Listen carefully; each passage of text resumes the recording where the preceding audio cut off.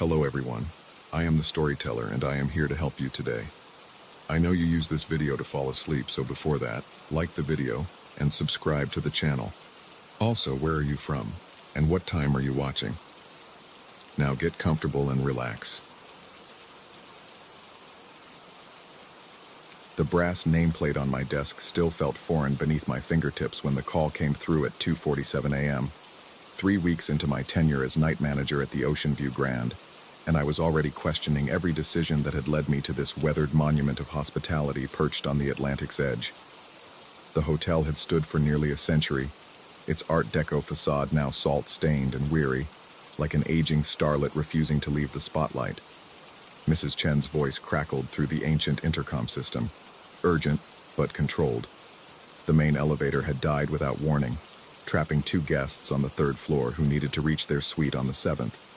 The backup generator hummed its mechanical lullaby in the basement, ensuring the lights stayed on, but the primary lift remained stubbornly motionless behind its brass doors. I straightened my tie and grabbed the master keys, their weight familiar now, after countless midnight emergencies. The Ocean View Grand attracted a particular type of guest, those who appreciated history over convenience, character over comfort. Tonight's stranded visitors were no exception. An elderly couple from Boston who'd specifically requested the honeymoon suite where they'd stayed 50 years ago. The service elevator lurked behind an unmarked door near the kitchen, a utilitarian afterthought installed during renovations in the 1970s.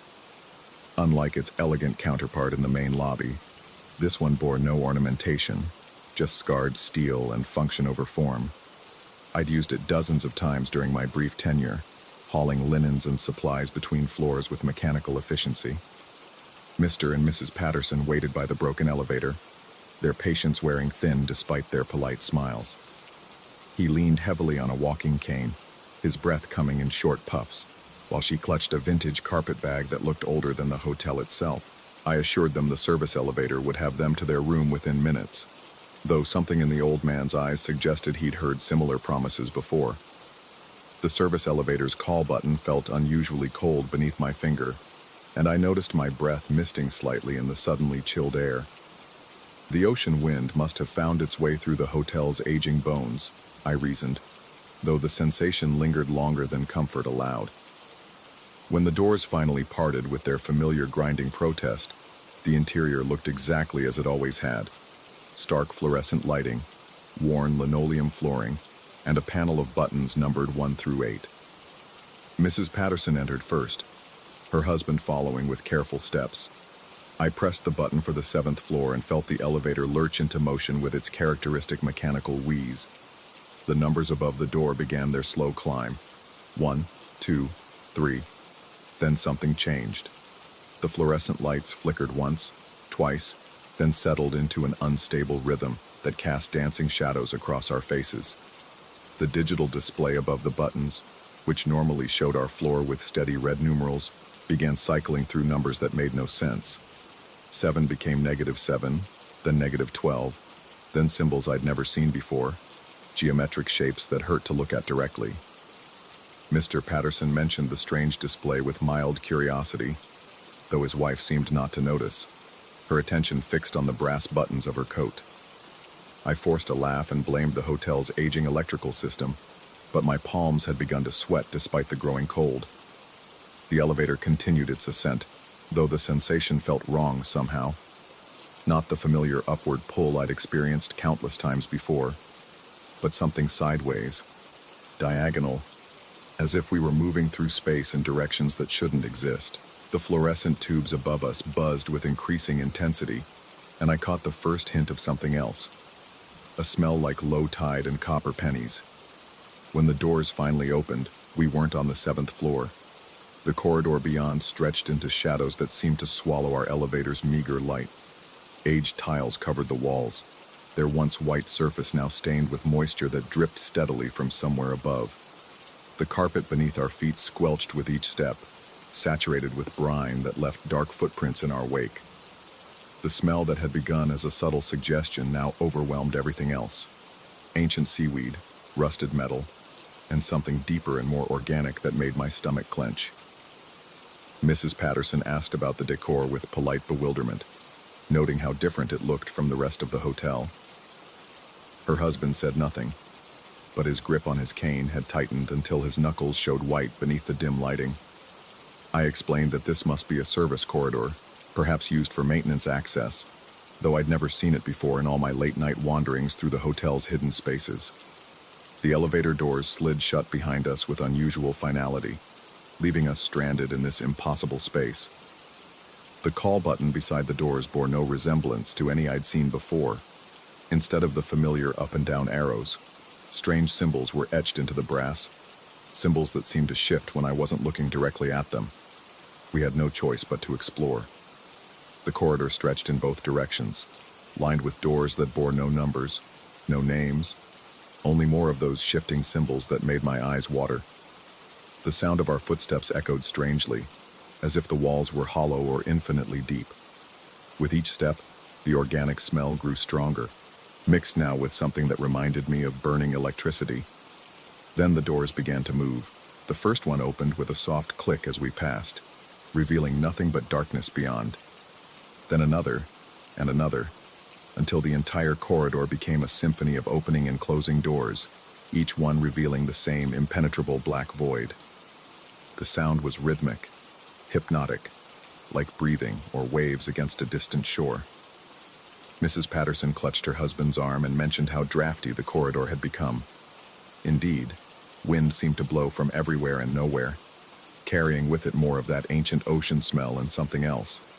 Whispers that might have been voices or might have been the building settling around us. I assured them we'd find the main staircase soon, though my confidence was rapidly eroding. The hotel's blueprints, which I'd studied obsessively during my first week, showed no sub-basement, no negative floors, certainly nothing like this maze of weeping tiles and impossible geometry. Yet here we stood, 3 floors below ground level according to the elevator's display, in a space that couldn't exist. The corridor began to curve, subtly at first, then more dramatically, until we were walking in what felt like a slow spiral. The doors continued their rhythmic opening and closing, and I began to notice that the darkness beyond them wasn't empty after all.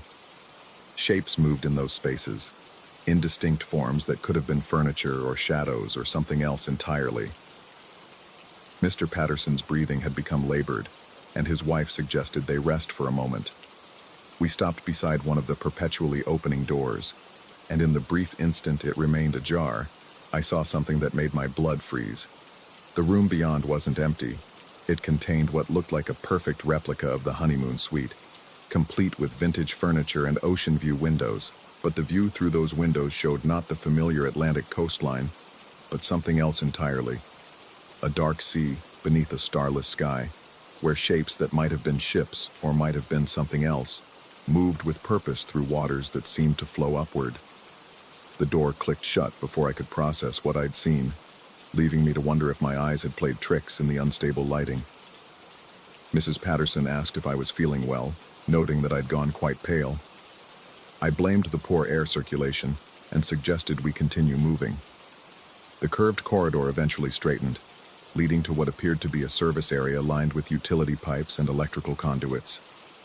The walls here were different, older somehow, made of stones that glistened with moisture and bore marks that could have been carved decorations or could have been something else entirely. The whispers I'd noticed earlier had grown more distinct, though I still couldn't make out individual words. That's when I saw the staircase. It rose from the stone floor like something from a fever dream, its steps carved from the same glistening rock as the walls. Unlike the utilitarian concrete stairs found elsewhere in the hotel, these seemed ancient, worn smooth by countless feet over decades or centuries. Seaweed clung to the banister, fresh and dripping as if the tide had just receded. Mrs. Patterson expressed relief at finding a way up, though her husband seemed hesitant to approach the strange staircase. The whispers had grown louder, more insistent, and I realized they were coming from above, from whatever lay at the top of those impossible steps. As we climbed, the temperature continued to drop, and our breath came in visible puffs that dispersed slowly in the still air. The walls pressed closer with each step, and I noticed that the stone was carved with more of those shifting symbols. now accompanied by figures that looked almost human, but somehow wrong in proportions and posture. The staircase seemed to go on forever, spiraling upward through stone and shadow, past floors that couldn't exist in any rational building plan. Each landing revealed more corridors branching off into darkness, more doors opening and closing in their eternal rhythm, more whispers growing louder and more urgent. Finally, after what felt like hours but could have been minutes, we reached a door marked with familiar numbers. 7. The brass plaque gleamed in the uncertain light, and beyond it lay what appeared to be the hotel's normal 7th-floor corridor, complete with burgundy carpet and warm lighting. I opened the door with trembling hands, and we stepped into the familiar space of the Ocean View Grand's top floor. The Patterson suite lay at the end of the hall, its door bearing the same brass number it had always worn. The elderly couple thanked me profusely for my help, though Mrs. Patterson mentioned how strange the service areas had seemed, and hoped the hotel would address the moisture problem soon. I escorted them to their room, ensured they had everything they needed, and returned to the staircase door through which we'd emerged. But when I turned the handle, it opened onto a simple utility closet filled with cleaning supplies and spare linens. No stone steps, no ancient walls, no whispers in the darkness. The service elevator, when I finally found it again, operated perfectly. The button panel showed only floors 1 through 8, and the digital display functioned normally. I rode it down to the lobby, my hands still shaking, my mind racing to process what we'd experienced. Back at my desk, I pulled out the hotel's original blueprints, documents dating back to the 1920s that showed every floor, every room, every corridor. There was no basement level marked as -1. There never had been. But when I checked the guest registry for the Pattersons' reservation, I found something that made my blood run cold. Their names appeared in the ledger, along with their room number and arrival date. But in the margin, written in faded ink that looked decades old, was a note in handwriting I didn't recognize. Returned from 1, no questions asked. The timestamp on the note was from tonight, written in my own hand, though I had no memory of making it. I sit here now as dawn breaks over the Atlantic, the hotel stirring to life around me as the day shift arrives. In a few hours, I'll turn over my duties to the morning manager and try to forget what happened in those impossible corridors beneath the hotel. But I know I won't succeed, because sometimes late at night when the building settles around me, I hear them again, the whispers from below, calling my name, promising answers to questions I'm afraid to ask. And sometimes, when I'm alone in the service elevator, the buttons show more than 8 floors. Sometimes they show -1. The brass nameplate on my desk has been joined by something else, a key I don't remember receiving, made of the same glistening stone as those impossible stairs. It bears no number, no room designation, only those shifting symbols that hurt to look at directly. I tell myself I'll throw it away, that I'll request a transfer to another hotel, another city, another life where elevators only go where they're supposed to go, and basement levels that don't exist stay properly non-existent. But I know I won't. Because every night, as the clock strikes 2:47 a.m., I find myself reaching for that stone key, wondering what doors it might open, what corridors it might reveal, what truths about the Ocean View Grand wait in the spaces between floors. And sometimes, in the darkest hours before dawn, I think I already know the answer. The hotel has been calling people down to that impossible level for decades, maybe centuries. Guests who ask too many questions, staff who notice too much, travelers who stumble into spaces they were never meant to find. They all receive the same invitation, the same impossible journey through corridors that taste of salt and time.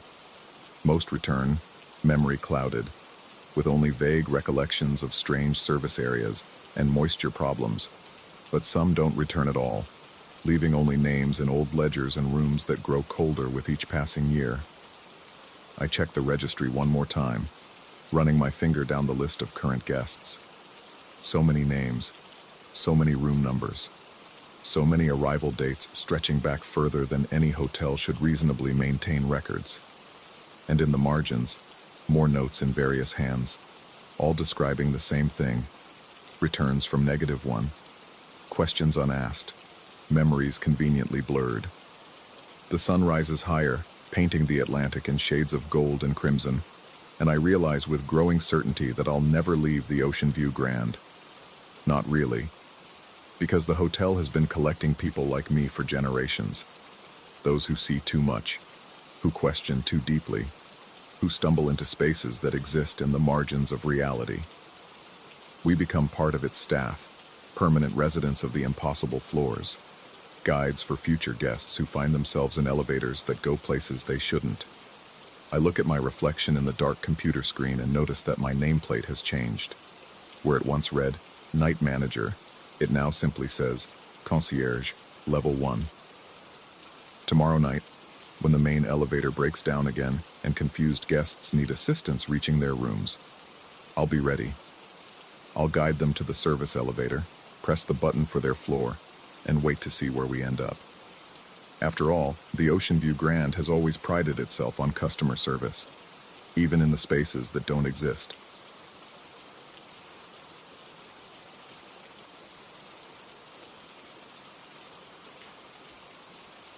Story 2.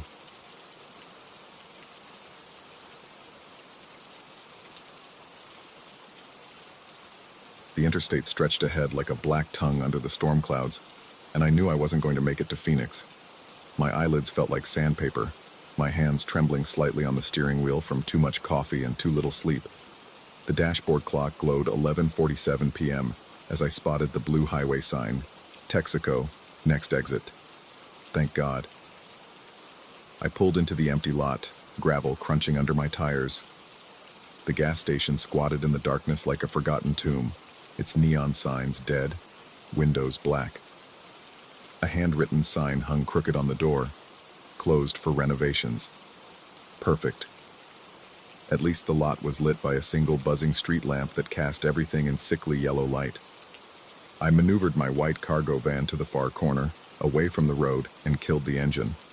The sudden silence was overwhelming after 12 hours of highway noise.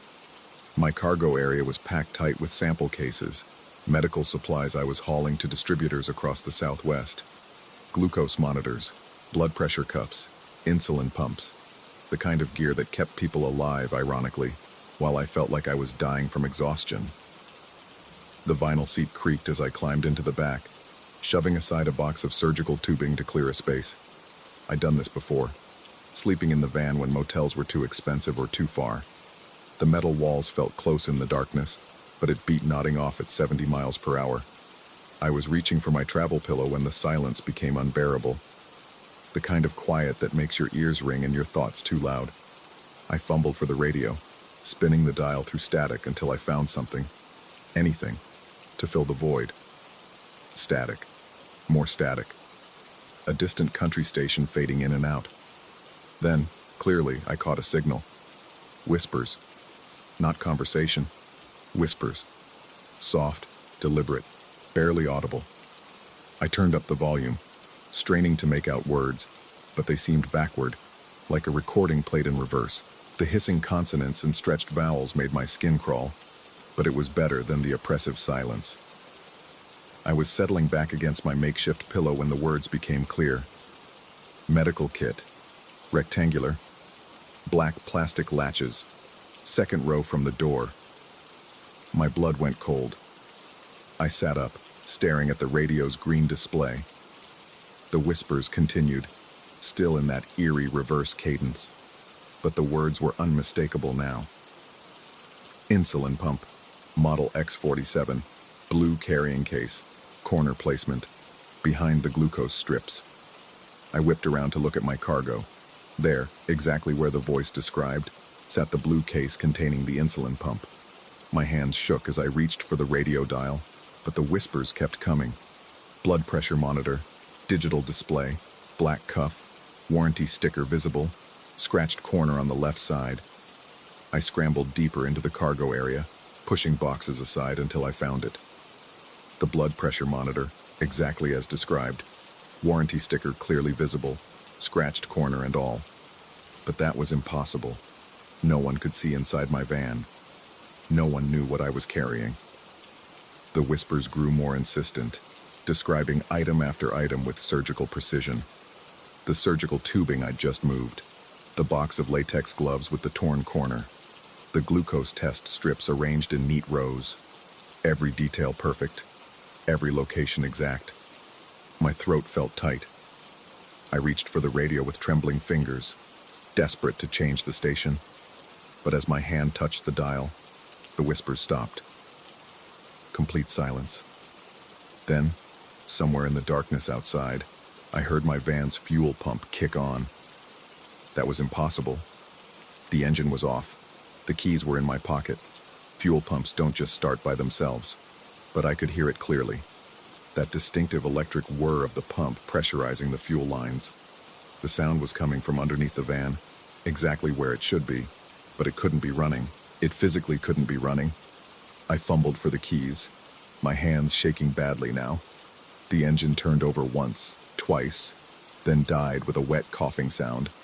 I tried again. Nothing but clicking. The battery was fine. The radio still glowed. The dashboard light still worked. But the engine wouldn't catch. Outside, the fuel pump kept running. I pressed my face to the small rear window, trying to see the gas station. The building sat dark and silent, but now I could see something I'd missed before. The main electrical panel mounted on the side wall, its metal door hanging open. The circuit breakers inside were clearly visible, and I could see one of them glowing red. The fuel pump's circuit breaker. Someone had turned it on manually. Someone was out there, in the dark, controlling my van's electrical system from that panel. But that made no sense. The van ran on its own battery and alternator. The gas station's power had nothing to do with my fuel pump. The pump ran off my van's electrical system, not the building's. Except it was running when it shouldn't be, and that breaker was glowing when it shouldn't be, and those whispers had known things they couldn't possibly know. I had to turn it off. I had to get to that panel and flip that breaker, or the pump would drain my battery and I'd be stranded here until morning. Maybe longer if this place really was closed for renovations. The van's rear doors creaked as I opened them, the sound unnaturally loud in the stillness. The fuel pump's whir seemed louder now, more aggressive, like it was working harder, drawing more power, killing my battery faster. I dropped down onto the gravel, my work boots crunching on broken glass and scattered debris. The walk to the electrical panel couldn't be more than 50 yards, but it felt like crossing a minefield. Every shadow seemed to shift. Every reflection from the streetlight looked like movement at the edge of my vision. My first step echoed strangely. I froze, listening. The sound had been wrong. Not just the crunch of my boot on gravel, but something else. A second crunch, slightly delayed, like an echo that didn't quite match. I took another step. Crunch. Crunch.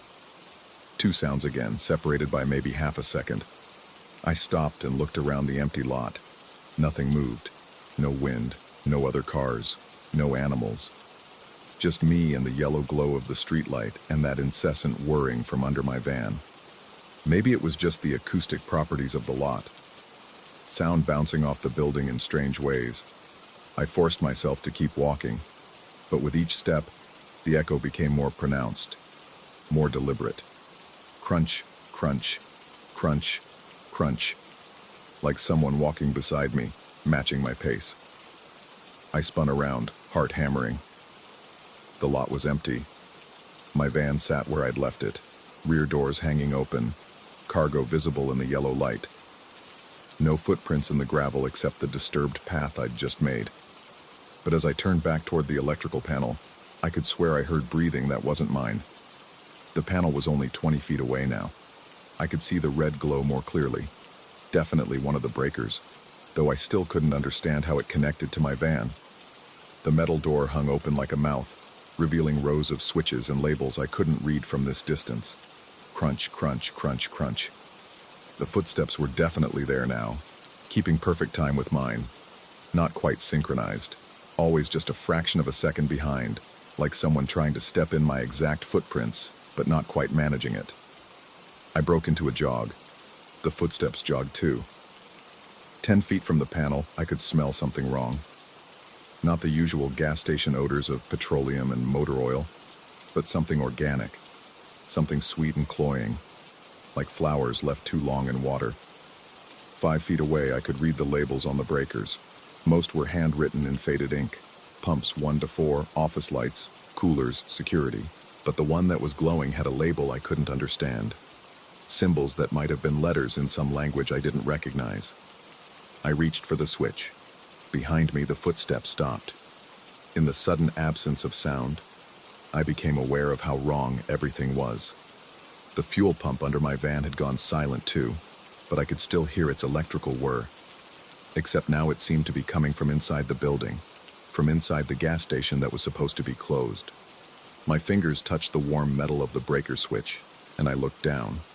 There, pressed into the soft earth beside the concrete pad, were footprints. 2 sets of them. Mine, leading from the van to where I stood, and another set, identical in size and tread pattern, perfectly parallel to mine. The same boots, the same gait, the same spacing between steps. But while my prints showed the normal heel-to-toe pattern of someone walking forward, the second set was different. They showed someone walking backward. Following my path in reverse, step for step, from the electrical panel toward my van, toward my open van where I'd been sleeping, where I'd been listening to whispers that knew things they couldn't know. I flipped the breaker. The red glow died, and in the sudden darkness, I heard something that made my knees weak. The van's rear doors slamming shut. I ran toward the van, my own footsteps now genuinely alone, gravel spraying behind me. The fuel pump had finally gone silent, but I could see something in my peripheral vision, movement at the edge of the streetlight's reach.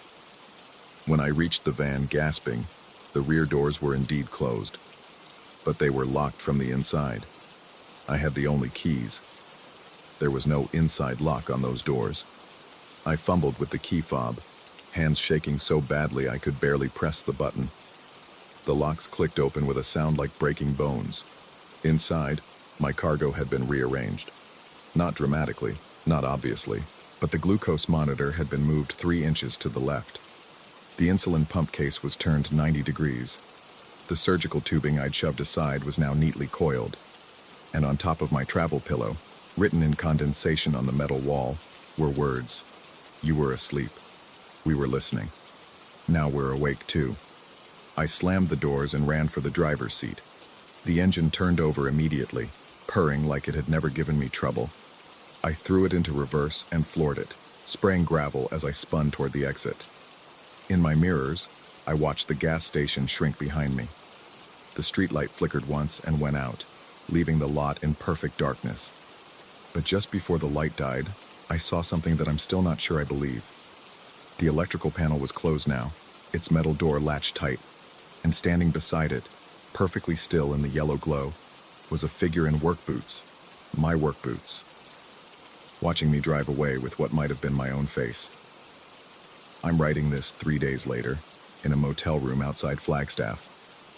I made it to Phoenix, delivered my cargo, completed my route. Everything normal. Everything rational.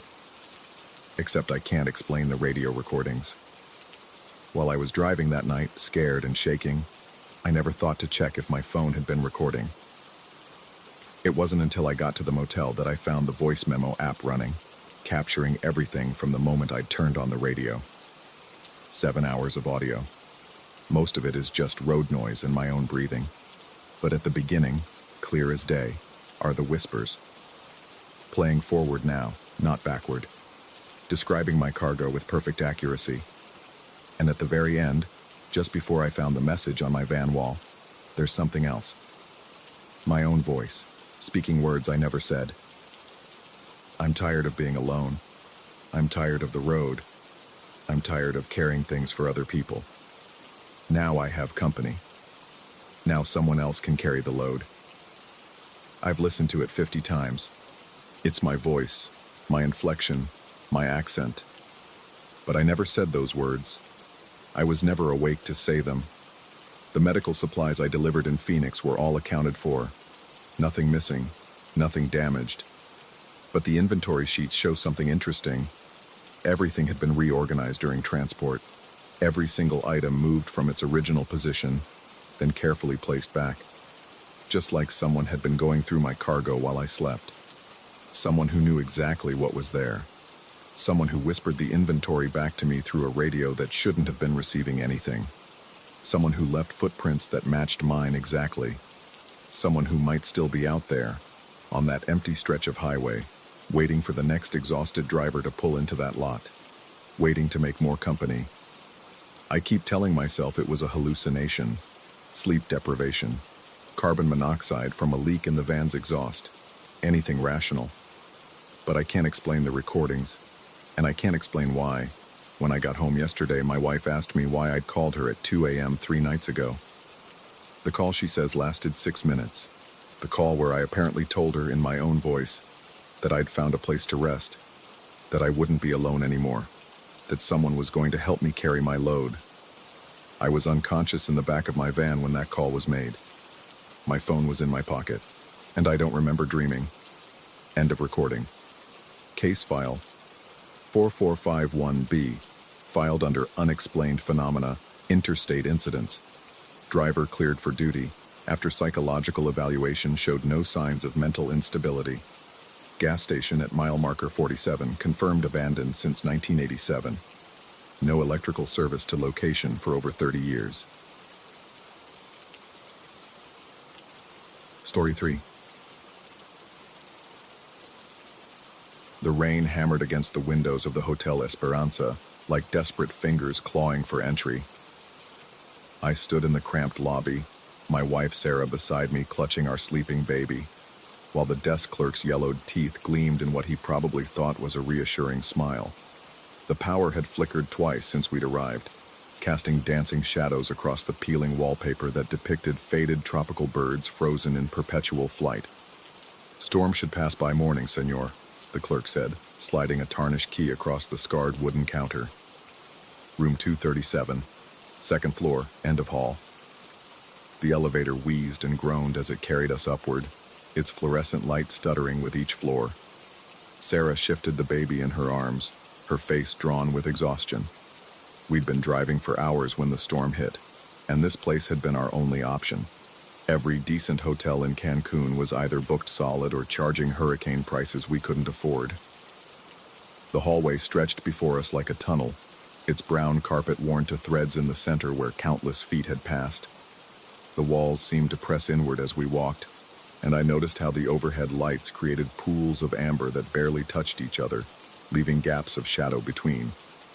Our footsteps echoed strangely, as if the sound was being absorbed and then released moments later from somewhere behind us. Room 237 sat at the very end, isolated from the other rooms by what appeared to be a maintenance area. The key turned with surprising ease, and the door swung open to reveal our temporary sanctuary. The first thing that hit me was the smell. It wasn't the usual musty odor of cheap hotels or the dampness you'd expect during a tropical storm. This was something else entirely. Sharp, antiseptic, with an underlying sweetness that reminded me of those long nights I'd spent in hospital waiting rooms when my father was dying, the scent of industrial disinfectant, trying desperately to mask something organic and persistent. Sarah wrinkled her nose but said nothing. The baby stirred slightly but remained asleep, his tiny chest rising and falling in the rhythm I'd grown to find comforting over these past months. We settled him in the center of the queen bed, building a fortress of pillows around him while Sarah unpacked our meager overnight supplies. The room itself was larger than I'd expected, with a small sitting area near the windows where two threadbare chairs faced each other across a coffee table that had seen better decades. The air conditioning unit rumbled to life with a mechanical wheeze that immediately reminded me of the respiratory equipment from my father's final days. The sound was rhythmic, almost hypnotic, a steady in and out that seemed to sync with my own breathing before I forced myself to consciously alter my pattern. "At least it's cool," Sarah murmured, though I noticed she kept glancing at the unit with the same unease I felt. Outside, the storm raged with increasing fury. Palm fronds slapped against our window like skeletal hands, and the wind howled through what sounded like gaps in the building's structure. But those external sounds seemed muted compared to the strange acoustics inside our room.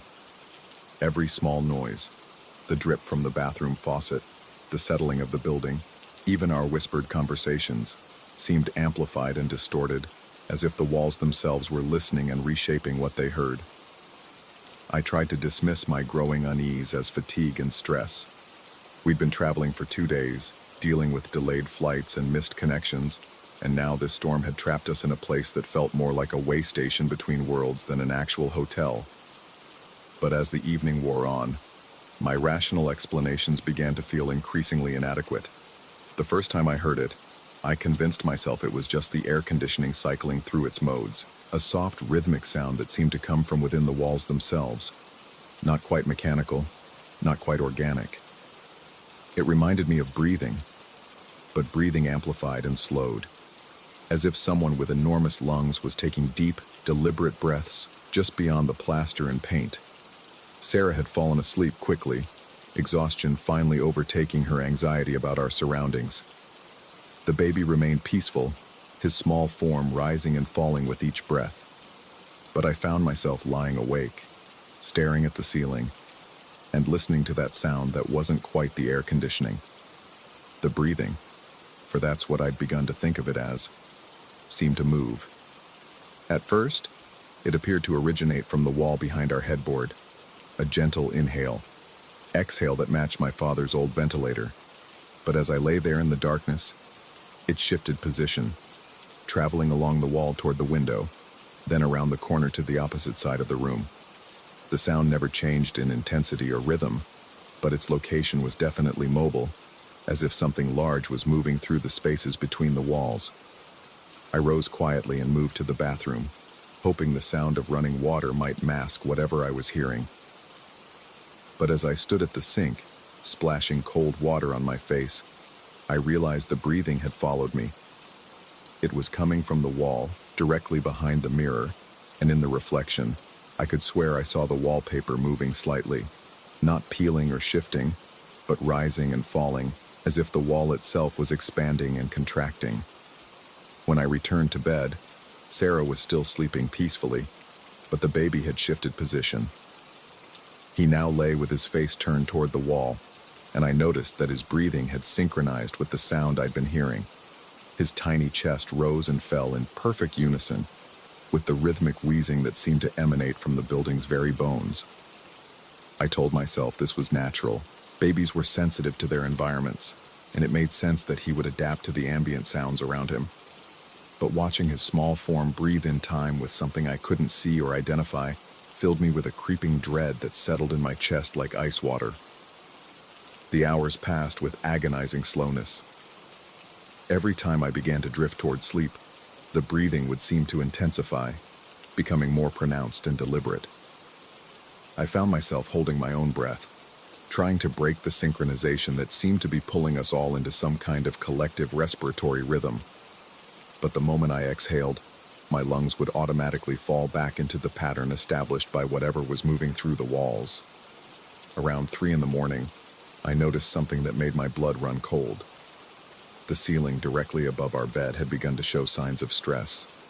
What had appeared to be normal textured plaster when we'd arrived now displayed a subtle but unmistakable bulge, roughly the size and shape of a human torso. The bulge wasn't static.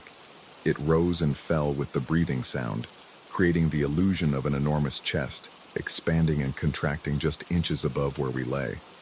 I watched in horrified fascination as the plaster swelled outward with each inhale, then settled back with each exhale. The movement was gradual but definite, and I could see hairline cracks beginning to form around the edges, where the ceiling met the walls. Small particles of dust and paint flakes drifted down like snow, settling on the bed sheets and in Sarah's hair. The rational part of my mind scrambled for explanations. Old building, tropical storm, changes in air pressure, water damage from the roof, all plausible reasons for structural shifting. But the timing was too perfect, too synchronized with the breathing that had been haunting me all night. And there was something about the shape of the bulge that suggested deliberate form rather than random damage. I slipped out of bed again, this time moving to the sitting area where I could observe the ceiling from a different angle. From here, the resemblance to a human ribcage was even more pronounced. I could make out what appeared to be individual ribs pressing against the plaster, and the way the bulge expanded suggested not just breathing, but labored breathing, the kind my father had struggled with during his final weeks. That's when I heard the murmuring. It started as barely audible whispers, seeming to come from the floor near the foot of the bed. The words, if they were words, were indistinct and layered, as if multiple voices were speaking simultaneously in different languages or at different speeds. The sound was intimate and disturbing, like overhearing someone's fever dreams. I crept closer, trying to make out individual sounds or syllables, but the murmuring remained frustratingly unclear. It seemed to respond to my proximity, becoming slightly louder when I moved toward it and fading when I stepped away. But it never stopped completely, maintaining a constant stream of whispered syllables that felt both foreign and familiar. The baby stirred, his small face scrunching in what looked like discomfort. Sarah shifted beside him but remained asleep. I realized that both of them were now breathing in perfect synchronization with the ceiling, their chests rising and falling in time with the bulge overhead. The sight of my family unconsciously mimicking the rhythm of whatever was inhabiting our room filled me with a panic that threatened to overwhelm my remaining rationality. I grabbed my phone, desperate for the comfort of connection with the outside world, but there was no signal. The screen showed full bars when I'd checked earlier, but now it displayed only the emergency message that no service was available. Even the time seemed wrong. The display showed 3:17 a.m., but I was certain hours had passed since I'd last looked. The breathing grew more labored, and the ceiling bulge began to expand beyond what I would have thought possible, without complete structural failure. Cracks spiderwebbed outward from the central point, and I could hear the subtle groaning of stressed building materials. But instead of the sharp sounds of breaking plaster, the noises were organic, wet, rhythmic, like the sound of air moving through fluid-filled lungs. I knew I had to act. Whether this was some kind of structural emergency or something far worse, I couldn't let my family remain beneath that deteriorating ceiling. But when I tried to wake Sarah, she felt strangely limp and unresponsive. Her breathing continued in perfect sync with the overhead rhythm, and her skin felt cool to the touch. The baby, too, seemed locked in the same synchronized pattern, his small body rising and falling with mechanical precision. Desperation drove me to try the light switch, hoping that illumination might break whatever spell had settled over the room. But the moment the overhead fixture blazed to life, the breathing sound shifted. Instead of coming from the walls or ceiling, it now seemed to emanate from the light itself. Not the electrical humming of bulbs and ballast, but the actual sound of respiration, as if the fixture had become some kind of mechanical lung. The light revealed that the ceiling bulge was even more pronounced than I'd realized. What I could see in the darkness was only part of the distortion. The entire ceiling had begun to bow downward, creating a cavity that pressed toward the bed like a descending mouth. The cracks weren't random stress fractures, but formed patterns that resembled the branching structure of a respiratory system. But the most disturbing revelation was what the light showed me about Sarah and the baby.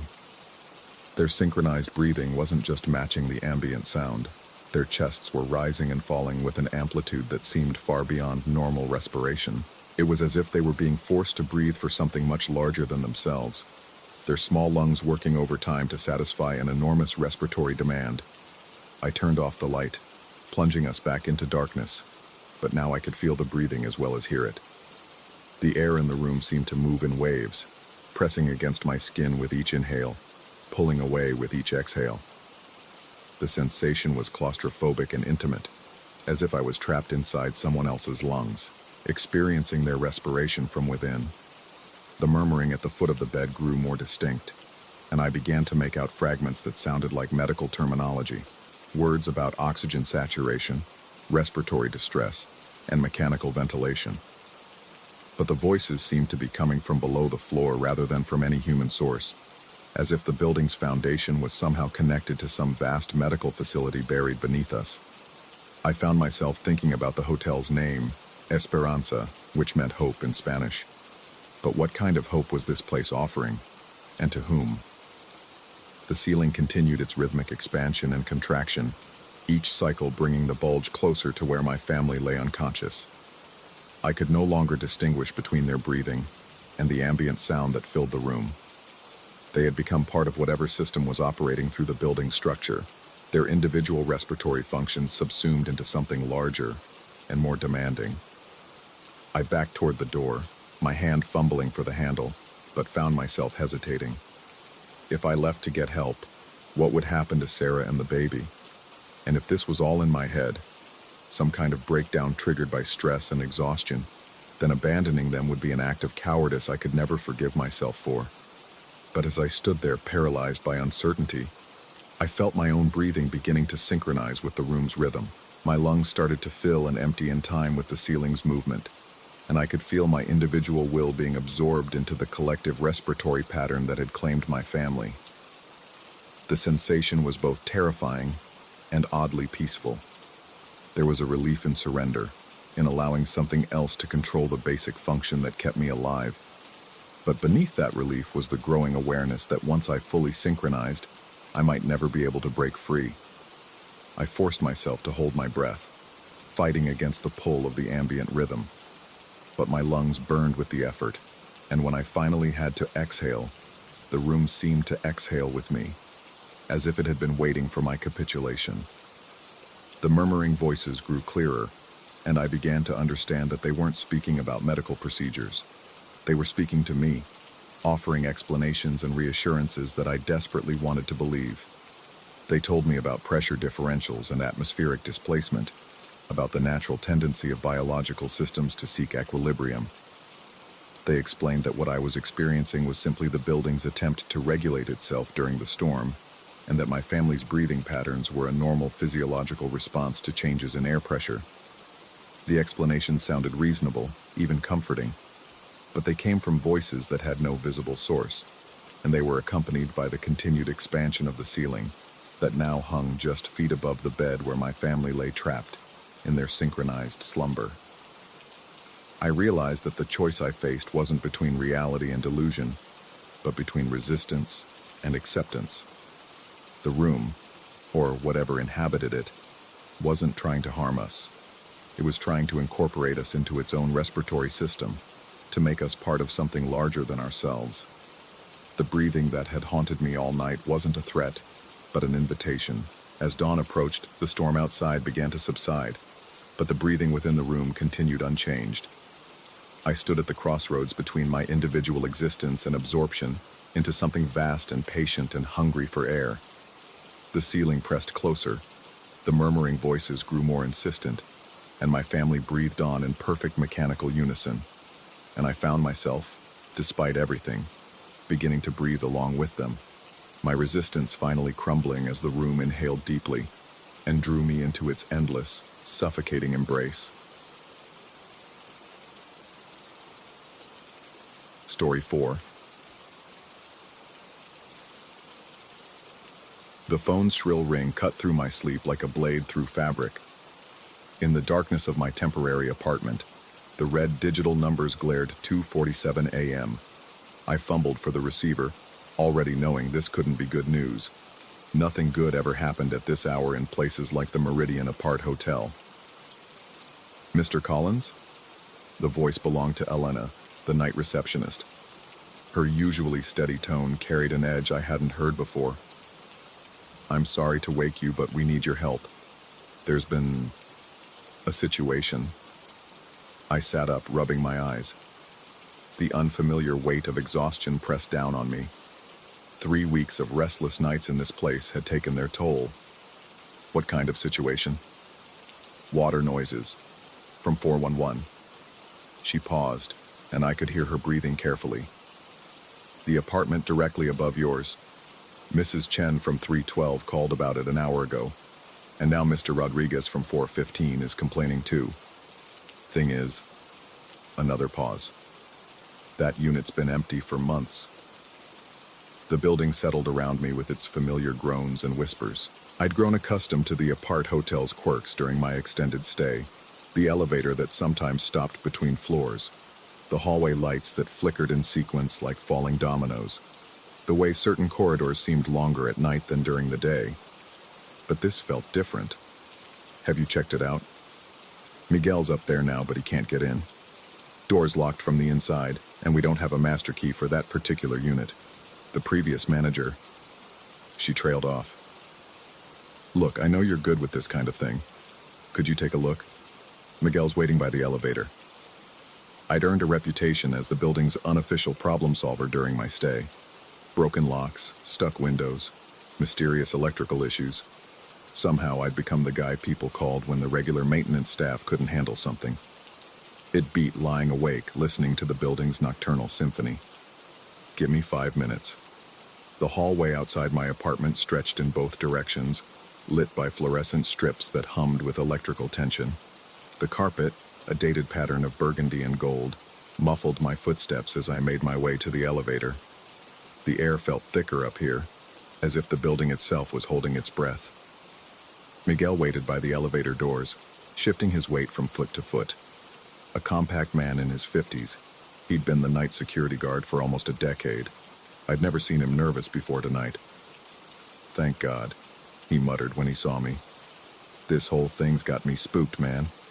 Been doing this job long enough to know when something ain't right." We rode the elevator in silence to the 4th floor. The mechanical wheeze of the cables and the soft ding of each passing floor seemed unnaturally loud. When the doors opened, I immediately heard it.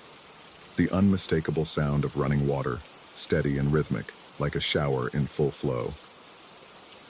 "Been going on for 2 hours now," Miguel said as we walked down the corridor. "Started around 12:30. Mrs. Chen thought maybe pipes burst or something, but..." He gestured helplessly at the door of 411.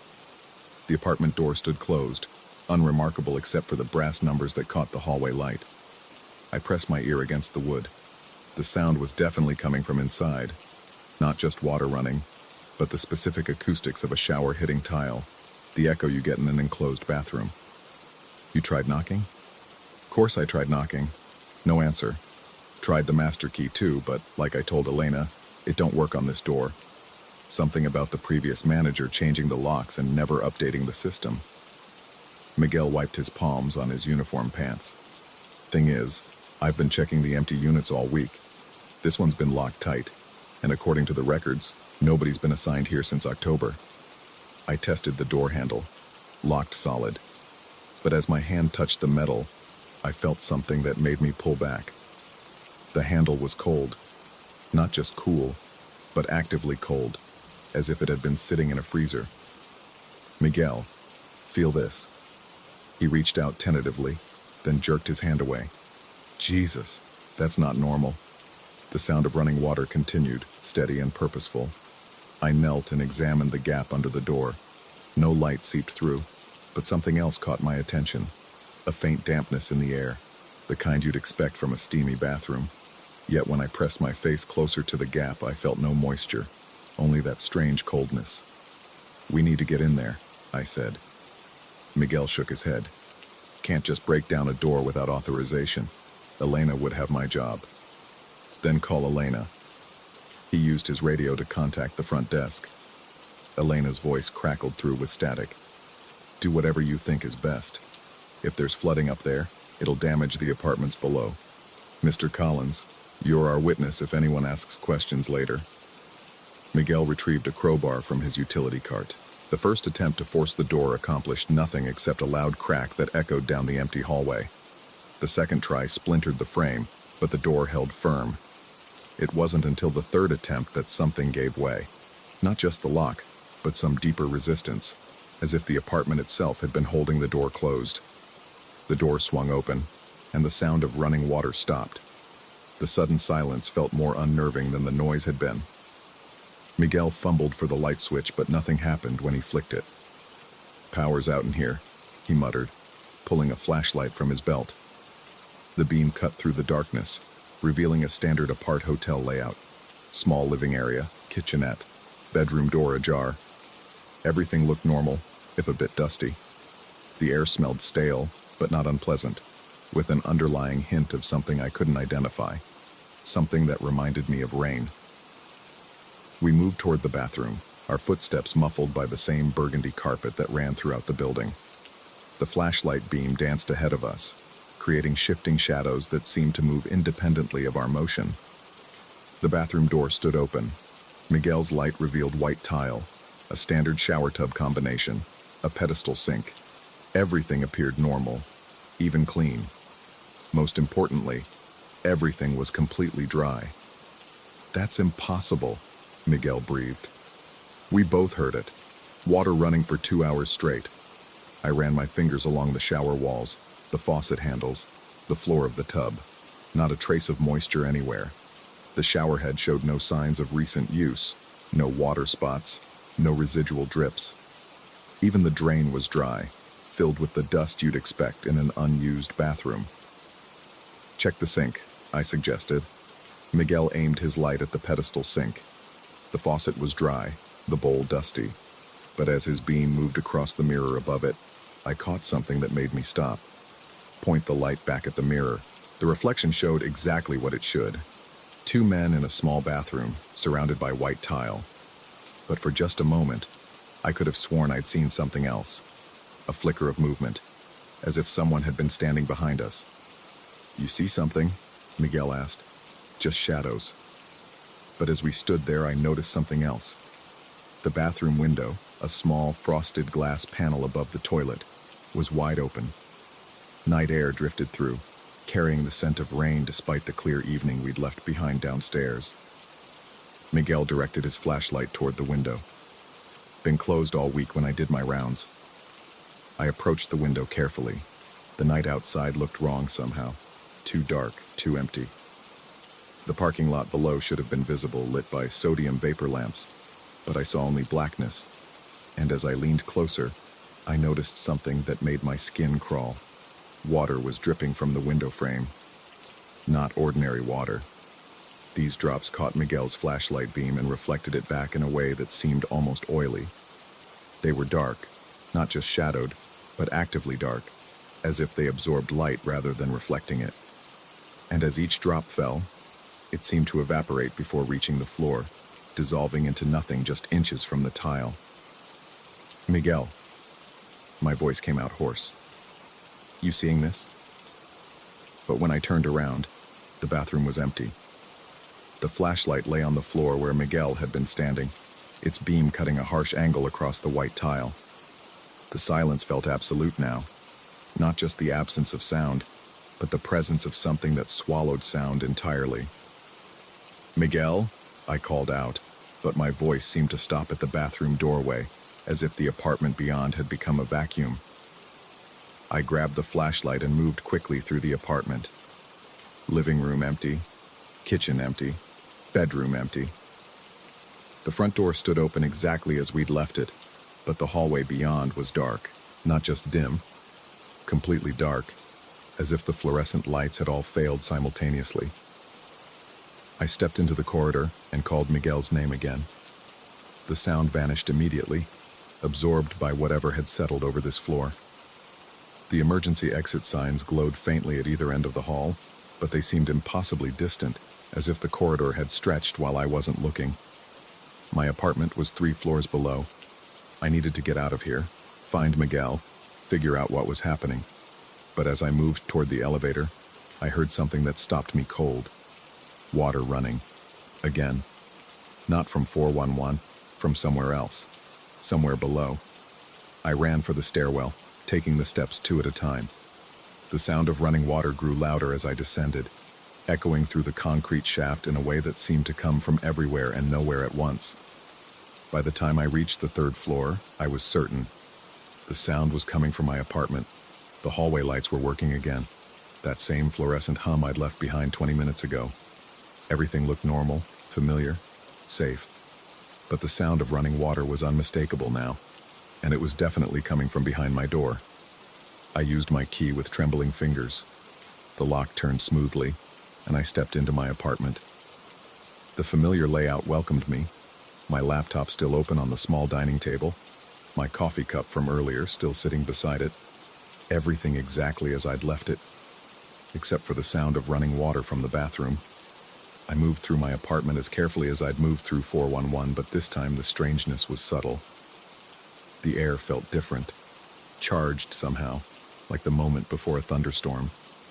The shadows seemed deeper, more substantial, and underlying everything was that same faint scent of rain. The bathroom door stood open, light spilling out. I'd left the light off when I went to bed. I was certain of it. I stepped into the doorway and stopped. Water ran from the faucet in a steady stream, exactly like the shower we'd heard upstairs. But this water was wrong, in the same way the drops from the window had been wrong. It flowed like normal water, made the right sounds, even seemed to splash in the sink. But it didn't behave like water. It didn't wet anything. The stream hit the sink basin and seemed to disappear on contact, leaving no puddle, no moisture, no trace of its presence. When I held my hand under the flow, I felt the sensation of water, cool, moving, substantial, but when I pulled my hand away, it was completely dry. And in the surface of this impossible water, I saw something that made me grip the doorframe for support.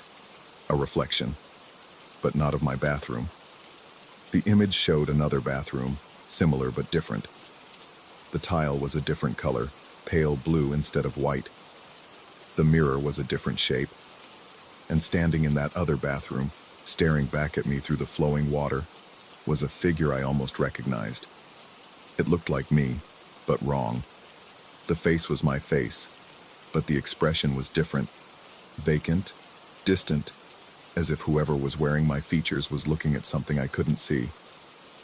The clothes were similar but not identical. My blue t-shirt, but in a slightly different shade. My jeans, but with different stitching. As I watched, transfixed, the other figure raised its hand. I felt my own hand moving, mirroring the motion, but I wasn't controlling it. We pressed our palms against our respective sides of whatever barrier separated us. His against his mirror, mine against the surface of the impossible water. The moment our hands touched our barriers, I felt it. Cold. Not the cold of the door handle upstairs, but something deeper. The cold of vast emptiness, of spaces between spaces, of the distance between what is and what might be. And in that cold, I understood. The apart hotel wasn't just a building with strange quirks and nocturnal sounds. It was a place where the boundaries grew thin, where the spaces between apartments became spaces between possibilities. The empty room above mine wasn't empty. It was occupied by a version of existence that ran parallel to mine, close enough to bleed through in the form of impossible water and reflections that showed truth instead of reality. Miguel hadn't disappeared. He'd simply stepped too far into the space between, become part of the building's collection of almosts and near misses. And now the water was calling to me, showing me the choice. I could step back, turn off the faucet that wouldn't turn off, and pretend this was all exhaustion and stress and the weird acoustics of an old building. I could pack my things in the morning and find somewhere else to finish out my semester. I could return to a world where water was just water, and mirrors showed only what stood in front of them. Or I could lean forward, press my face against the surface of the impossible stream, and see what lay on the other side. The figure in the reflection smiled, my smile, but not quite. Its mouth moved, forming words I couldn't hear, but somehow understood. Come see how deep the water goes. I reached toward the faucet handle, though I wasn't sure if I intended to turn it off or plunge my head into the stream. My hand trembled as it moved through the air, and I realized that I'd been trembling for some time now, not from fear, but from something else. Anticipation, maybe, or recognition. The water continued to flow, creating its impossible reflection of an impossible place. And somewhere in the building above me, I was certain that another version of myself was standing in another bathroom, watching another stream of water that didn't wet, seeing another reflection that showed a world where water behaved the way water should. How many versions of this moment were happening simultaneously? How many apart hotels existed in the spaces between the one I thought I knew, and in how many of them was I making the same choice I was about to make? The water whispered secrets in a language older than words, and I leaned closer to listen. Outside my bathroom window, it began to rain, drops that would evaporate before they hit the ground, in a precipitation that would leave no trace of its passing. The building settled around me with its familiar groans and whispers, welcoming me deeper into its collection of mysteries.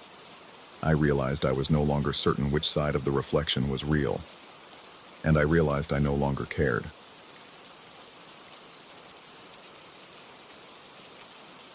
Story 5.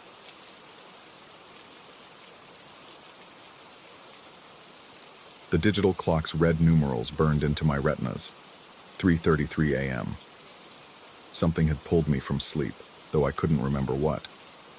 The corporate tower's 40th floor held an unnatural stillness, the kind that made your skin crawl with the certainty that you weren't alone. Through the floor-to-ceiling windows, Chicago's skyline stretched endlessly, its lights blinking like distant stars in an urban void. Marcus slept soundly in the bed across from mine, his breathing deep and undisturbed. We'd been sharing this company-provided accommodation for 3 months now, part of some cost-cutting initiative that paired junior executives in these glass towers downtown. The arrangement worked fine during daylight hours, but nights had become increasingly unsettling. I shifted under the crisp hotel-grade sheets, my eyes adjusting to the ambient glow from the street below. The mirrored closet door at the foot of our beds reflected the room in perfect detail. 2 beds, 2 sleeping figures, the sleek modern furniture that came standard with these corporate units. Everything exactly as it should be, except it wasn't. My heart seized as I stared at the reflection. Between our beds, where nothing but empty carpet should exist, stood a man. Tall, wearing what appeared to be a dark suit, his face obscured by shadows that seemed too deep for the room's lighting. He stood perfectly still, his presence so vivid in the mirror that I instinctively turned to look at the actual space. Empty. Nothing but the geometric pattern of the carpet and the subtle gleam of polished wood furniture. I whipped my head back to the mirror. The figure remained, unchanged, as if he'd been there for hours. My pulse hammered against my eardrums, drowning out the tower's ambient hum. This couldn't be happening. Mirrors didn't lie. They reflected what existed, nothing more. But the space between our beds was vacant. I blinked hard, squeezing my eyes shut for what felt like an eternity before opening them again. The mirror showed the same impossible scene. The stranger stood motionless, though something about his posture suggested an awareness of being watched. My breathing became shallow, each inhalation feeling inadequate. The room's temperature seemed to drop several degrees. I pulled the covers higher, my fingers trembling as they gripped the fabric. Sweat beaded on my forehead despite the sudden chill. The corporate tower's heating system hummed softly, but it couldn't combat whatever coldness emanated from that reflected presence. I tried to rationalize what I was seeing. Stress from the new job, maybe. The merger had everyone working 16-hour days, surviving on coffee and ambition. Sleep deprivation could cause hallucinations. I'd read about that somewhere. But this felt too real, too detailed to dismiss as a tired mind's invention. The digital clock pulsed. 3:33 a.m. Something was wrong with that, too. I'd been awake for what felt like 10 minutes, yet the time hadn't changed. The red numbers held steady, as if time itself had frozen at this precise moment. I stared at the clock, willing the minutes to advance, but the display remained locked in that single instant. Then I saw it. The seconds. They were counting backwards. 3:33:59, 3:33:58, 3:33:57. My stomach lurched. Clocks didn't run in reverse. Electronics didn't malfunction in such specific ways. Yet there it was, each second ticking backward towards some unknown destination. The red numerals seemed to pulse brighter with each backwards tick, casting shifting shadows across the walls. I forced myself to look back at the mirror. The figure had moved. Not far, perhaps a single step closer to Marcus's bed. But the movement was impossible because I'd been watching. Mirrors couldn't show actions that hadn't occurred. Yet somehow, in the brief moment I'd looked away, the reflected stranger had advanced. My throat constricted. I tried to call out to Marcus, but only a strangled whisper emerged. His name died in my throat as if the very air had thickened, becoming too dense for sound to travel properly. The silence in the room felt oppressive, weighted with an expectancy that made my skin crawl. I decided to test something. Keeping my eyes fixed on the mirror, I slowly closed them. The darkness behind my eyelids offered no comfort. Instead, it felt like stepping into a void where anything might be waiting. I counted to 3 and opened them. The figure had taken another step. Now he stood directly beside Marcus's bed, though the actual space remained empty. I could see Marcus's sleeping form clearly in both the room and the reflection, but only the mirror showed the dark presence looming over him. The stranger's head was tilted downward, as if studying my colleague's face. Panic clawed at my chest. I had to wake Marcus, had to warn him about whatever impossibility was unfolding in our reflection, but my voice remained trapped, my vocal cords paralyzed by fear and disbelief. The room's silence felt absolute, as if we existed in a soundproof bubble where normal laws no longer applied. The clock continued its backwards journey. 3:33:43, 3:33:42, 3:33:41. I realized with growing horror that I was trapped in a temporal loop of some kind. Every second that passed took us further from the moment I'd awakened, deeper into this backward spiral where reflected strangers could exist and time ran in reverse. The corporate tower around us felt increasingly unstable, as if the very foundations were shifting beneath our feet. I couldn't close my eyes again. Each time I did, the figure advanced another step, but watching continuously was becoming unbearable. My eyes burned from staring without blinking, tears streaming down my cheeks as I forced myself to keep them open. The strain was enormous, like holding weights that grew heavier with each passing moment. The reflected stranger began to turn. Slowly, impossibly slowly, his head rotated toward the mirror's surface. Toward me. His face remained shadowed, but I could feel his attention shifting, focusing with an intensity that made my blood feel like ice water. Whatever this entity was, it knew I could see it. It was aware of my vigil, and somehow that awareness changed everything. The temperature plummeted further. My breath became visible in small puffs that dissipated quickly in the suddenly Arctic air. The corporate tower's windows began to fog at the edges, as if the outside world was becoming increasingly distant. We were being isolated, cut off from reality in ways I couldn't comprehend. I tried to stand, to move toward Marcus's bed, but my body wouldn't respond. My limbs felt weighted down, as if gravity had intensified around our section of the building. The effort to sit up left me gasping, my muscles burning with exhaustion that made no sense. I'd been lying still, yet felt as if I'd been running for hours. The clock read 3:33:27, 3:33:26, 3:33:25. How long could this continue? How far back would time retreat before something snapped? The backwards progression felt purposeful, as if we were approaching some crucial moment in reverse. But what moment? What event was being undone by this temporal regression? In the mirror, the stranger's face slowly emerged from shadow. It was Marcus. But not Marcus as he lay sleeping beside me. This was Marcus as he might appear years from now, or as he might have appeared if he'd made different choices. His features were familiar yet wrong, sharper, more angular, marked by experiences that hadn't happened yet or might never happen. His eyes held a depth that the real Marcus's didn't possess, as if this reflected version had lived through things my colleague couldn't imagine. The reflected Marcus smiled. It wasn't a pleasant expression. It was the smile of someone who knew secrets, who understood things that would drive others mad. His lips moved, speaking words I couldn't hear, but somehow felt in my bones. The silent communication carried promises and threats in equal measure, implications that made my sanity feel fragile as glass.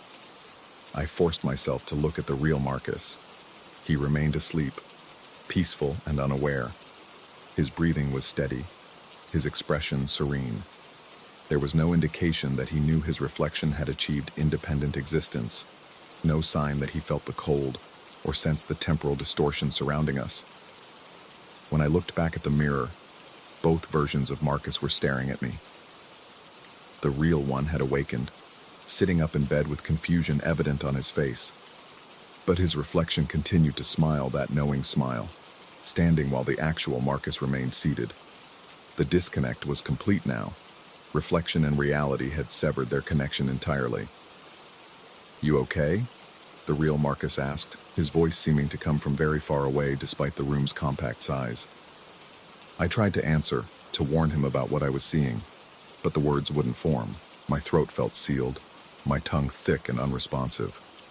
All I could do was stare at the mirror, watching two versions of my friend exist simultaneously in impossible contradiction. The reflected Marcus began to walk, not toward his own bed, but toward mine.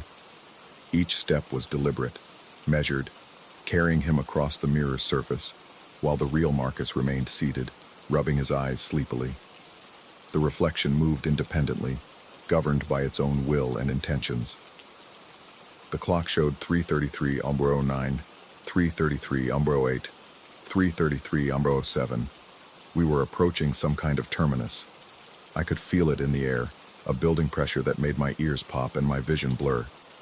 The corporate tower around us groaned softly, as if the building itself was straining under forces it wasn't designed to withstand. Through the windows, Chicago's lights began to flicker, entire sections of the city blinking out and returning in random patterns. The reflected Marcus reached my bed. He stood there, looking down at me with that terrible smile, while the real Marcus continued to sit on his own bed, now asking me questions I couldn't hear properly.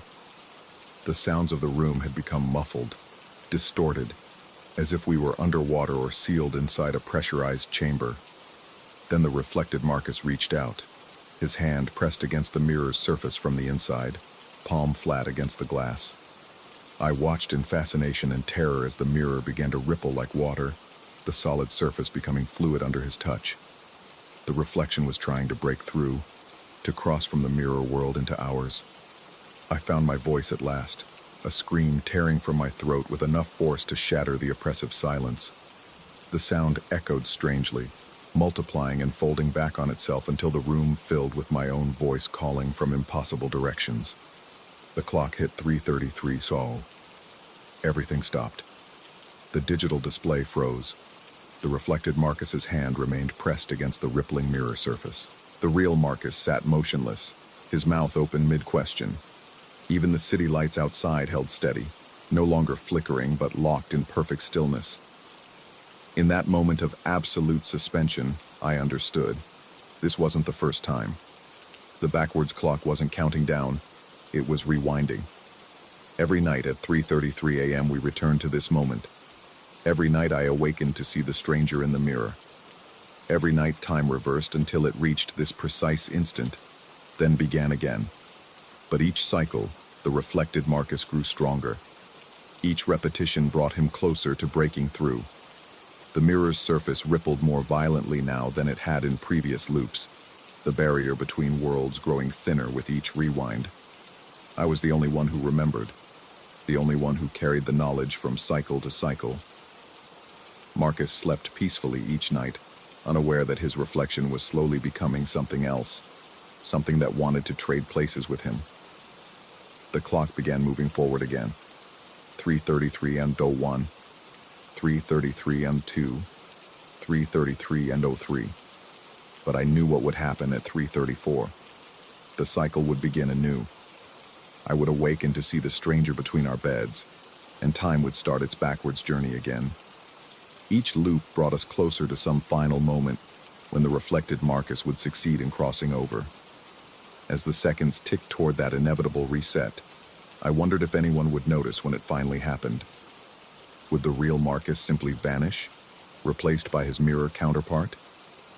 Would I be the only one to know that something fundamental had changed? The reflected Marcus pressed harder against the glass, his smile widening. 3:33:59, 3:34 eerie. The digital clock's red numerals burned into my retinas. 3:33 a.m. Something had pulled me from sleep, though I couldn't remember what. Through the floor-to-ceiling windows, Chicago's skyline stretched endlessly, its lights blinking like distant stars in an urban void. Marcus slept soundly in the bed across from mine, his breathing deep and undisturbed.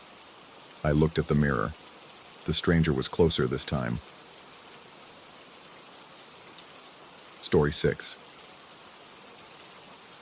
The ice machine hummed its mechanical lullaby at the end of Corridor C, a sound that had become as familiar as my own heartbeat during these 3 weeks documenting the abandoned Fort Meridian. The camera equipment needed constant care in this humidity, and the small refrigeration unit in my quarters had given up its ghost 2 days ago. So here I stood, at 1:03 a.m., plastic bucket in hand, waiting for the ancient Kelvinator to dispense its frozen offering. The corridor stretched behind me like a concrete throat, fluorescent lights flickering in their endless death throes.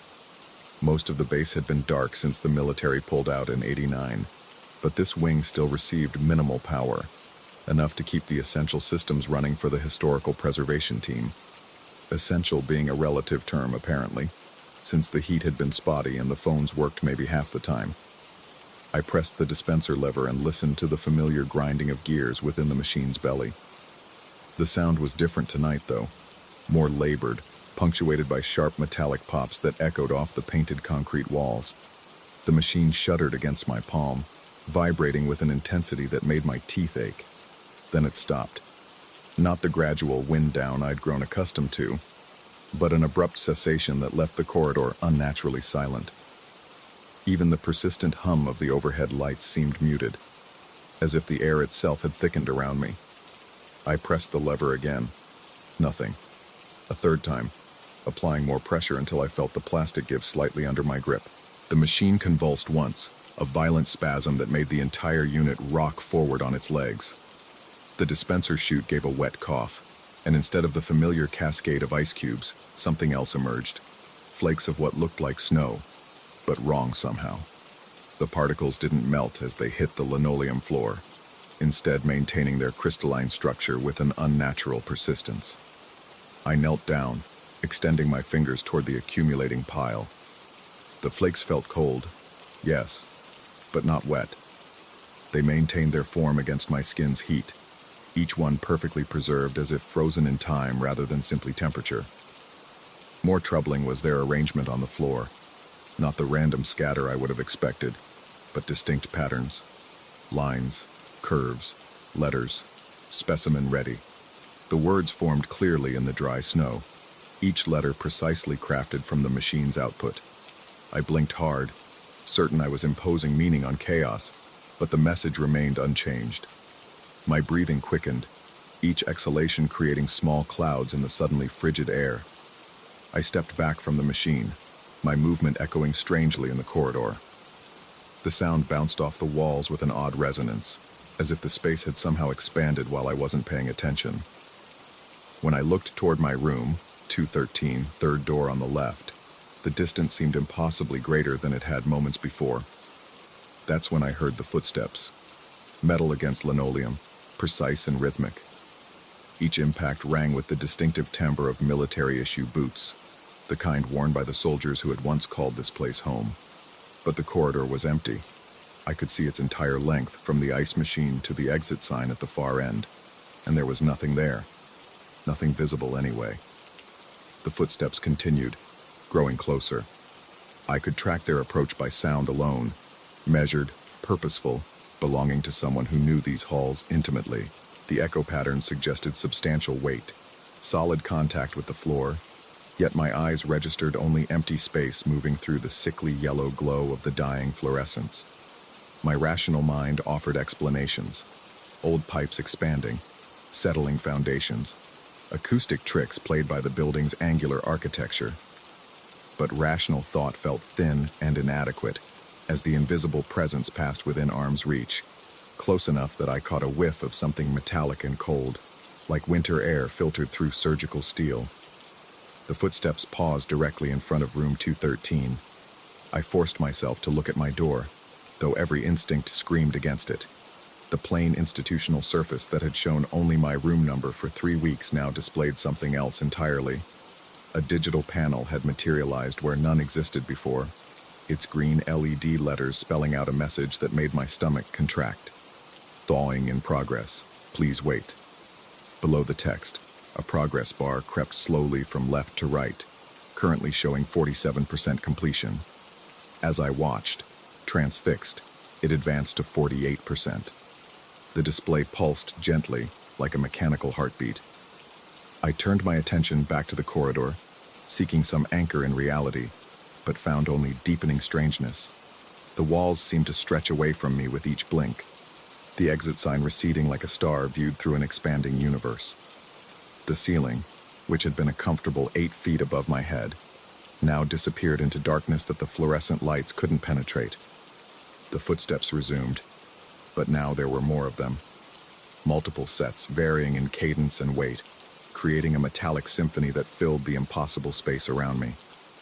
Some marched with military precision, others shuffled with civilian uncertainty, all of them invisible, all of them real enough to produce perfect acoustic echoes off walls I could no longer see. I pressed my back against the cold concrete, trying to ground myself in something solid and familiar. The ice machine continued its mechanical breathing beside me, and I became aware that it was dispensing more of the strange snowflakes. They formed new words on the floor, messages that appeared and dissolved in sequence. Subject orientation, complete environmental conditioning, active memory, integration, in progress. Each message lingered for perhaps 30 seconds before the letters collapsed into random scatter, only to be replaced by the next. I read them with growing unease, though their meaning remained frustratingly opaque. Subject, environmental conditioning. The clinical language suggested medical procedures, but this was a historical site, not a laboratory. Or was it? The question hit me with uncomfortable force. How much did I really know about Fort Meridian's true purpose? The Historical Society had provided only basic information. Established 1952, decommissioned 1989, used for specialized training operations. The specificity of that vagueness suddenly seemed significant. I pulled out my phone, hoping to document what I was seeing, but the screen showed only static, white noise like an old television between channels. When I held it closer to my face, shapes seemed to move within the digital snow, suggesting forms that my mind insisted were faces, though I couldn't quite bring them into focus. The invisible footsteps had multiplied into a crowd now, filling the expanded corridor with the sounds of movement. Boots, shoes, bare feet slapping against linoleum, a parade of the unseen. Occasionally I caught fragments of other sounds, fabric rustling, keys jingling, what might have been muffled voices speaking words I couldn't quite distinguish. I checked the progress bar on my door. 63% complete. The mathematics of my situation were becoming clear, though I resisted the conclusion they pointed toward. The longer I remained in this corridor, the more the environment changed around me. The more it changed, the less certain I became about which version was real. The mundane quarters I'd called home for 3 weeks, or this impossible space that defied physical law. But there was a third possibility, one that I'd been avoiding since the footsteps began, that both versions were equally false, that I was experiencing neither supernatural phenomena nor architectural impossibility, but something far more disturbing. I thought about the documents I'd found while cataloging the base's archives, medical files with pages mysteriously redacted, personnel records that ended abruptly without explanation, requisition orders for equipment that didn't match any military specification I could identify. I'd dismiss these inconsistencies as bureaucratic confusion, the inevitable gaps left by hasty decommissioning. Now I wondered if I'd been deliberately naive. The ice machine gave another violent shudder, and this time the snowflakes spelled out something that made my blood feel thick in my veins. Photographer David Chen. Project Continuation authorized my name. They knew my name. But who were they? And how could a defunct ice machine know anything about me beyond the basic guest registration I'd filled out 3 weeks ago? I tried to remember the exact details of my application to document the base. Who had approved it? What organization had actually hired me? Whether I'd spoken to anyone in person or handled everything through email and anonymous phone calls. The memories felt strangely fluid, resistant to precise recall. I remembered driving here, carrying my equipment through these same corridors, setting up my temporary darkroom in the adjacent supply closet. But when I tried to pin down specific conversations or faces, everything became vague and uncertain. The progress bar had reached 78%. I made a decision that felt simultaneously inevitable and terrifying. I was going to wait. Whatever was happening in my room, whatever the thawing in progress meant, I would let it complete, rather than interrupt the process.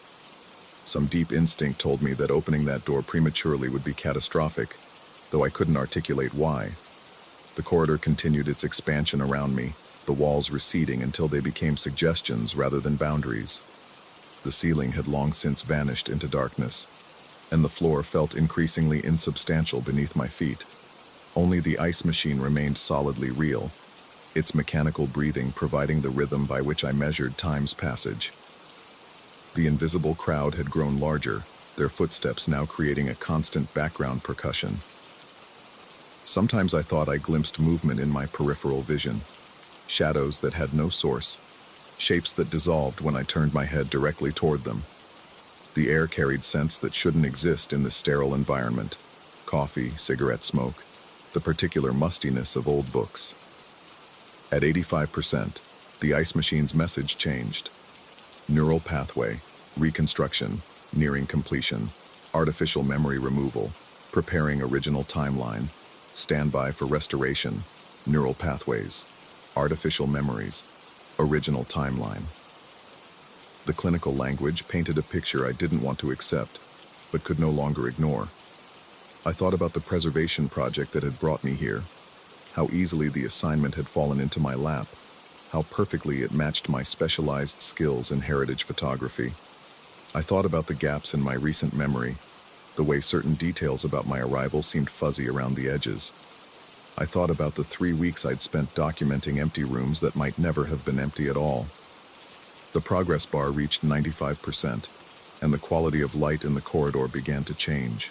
The sickly fluorescent glow was gradually replaced by something warmer, more natural.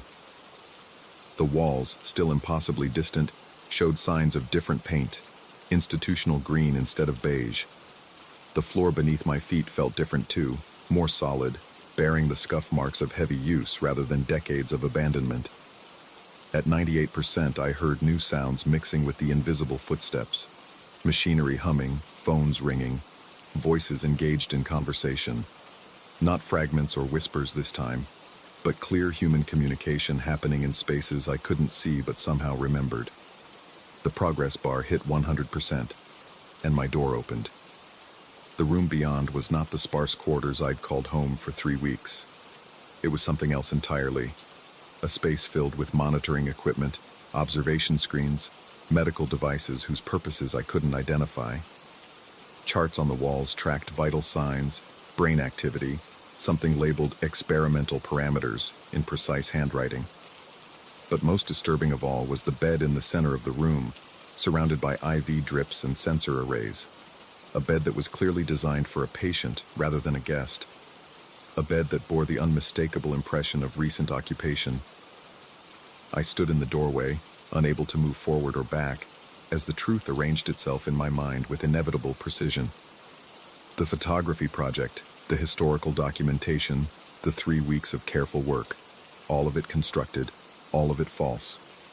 Built from artificial memories and sustained by careful manipulation of my environment.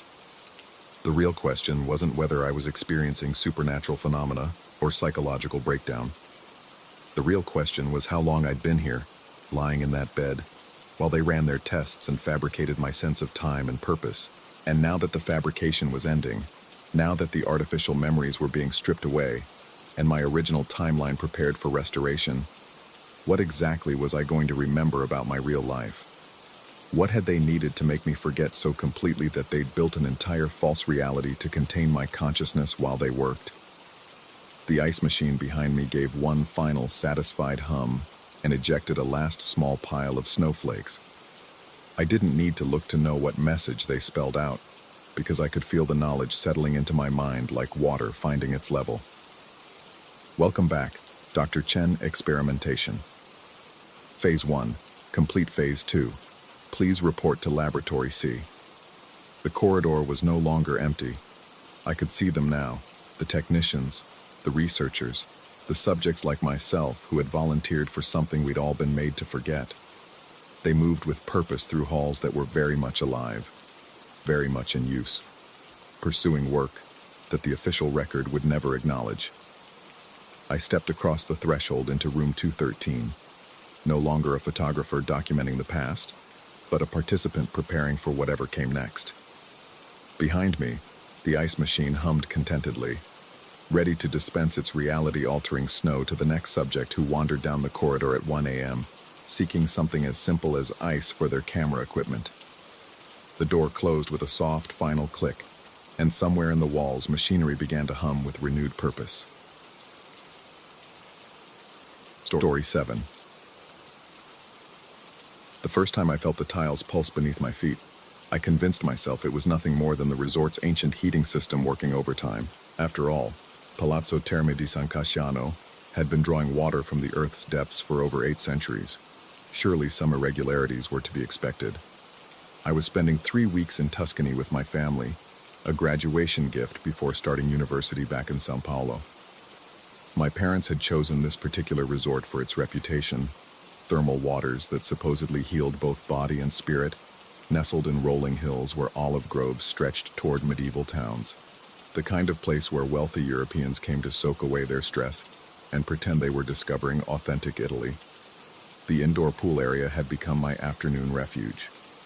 While my parents explored wineries and my sister photographed every conceivable angle of cypress trees, I found solace in the mineral-rich waters. The pool itself was an architectural marvel, Roman-inspired columns supporting a vaulted ceiling, with large windows offering views of the Tuscan countryside. Steam rose constantly from the water's surface, creating an ethereal atmosphere that seemed to exist outside of time. But it was the floor that first caught my attention. The mosaic tiles surrounding the pool were original, or so the concierge had told us during our arrival tour. Intricate patterns in deep blues and gold, depicting scenes of Roman bathers and mythological creatures. Beautiful, certainly, but there was something about them that made my skin crawl when I looked too closely. The figures seemed to shift when caught in peripheral vision, their expressions changing from serene to something else entirely. That Tuesday afternoon, the pool area was nearly empty. An elderly German couple occupied the far end, speaking in hushed tones about their upcoming excursion to Siena. The lifeguard, a local man named Marco, sat reading a newspaper while occasionally glancing at the security monitors. The rhythmic sound of water circulation systems provided a constant white noise backdrop. I had been floating on my back, eyes closed, when I first felt it. A warmth that seemed to emanate from below, different from the water's natural temperature. I opened my eyes and found myself directly above a section of the pool floor where the tiles formed a perfect spiral pattern. The design seemed to glow with an inner light, though I couldn't be sure if it was just the underwater lighting playing tricks. When I stood up, the sensation intensified.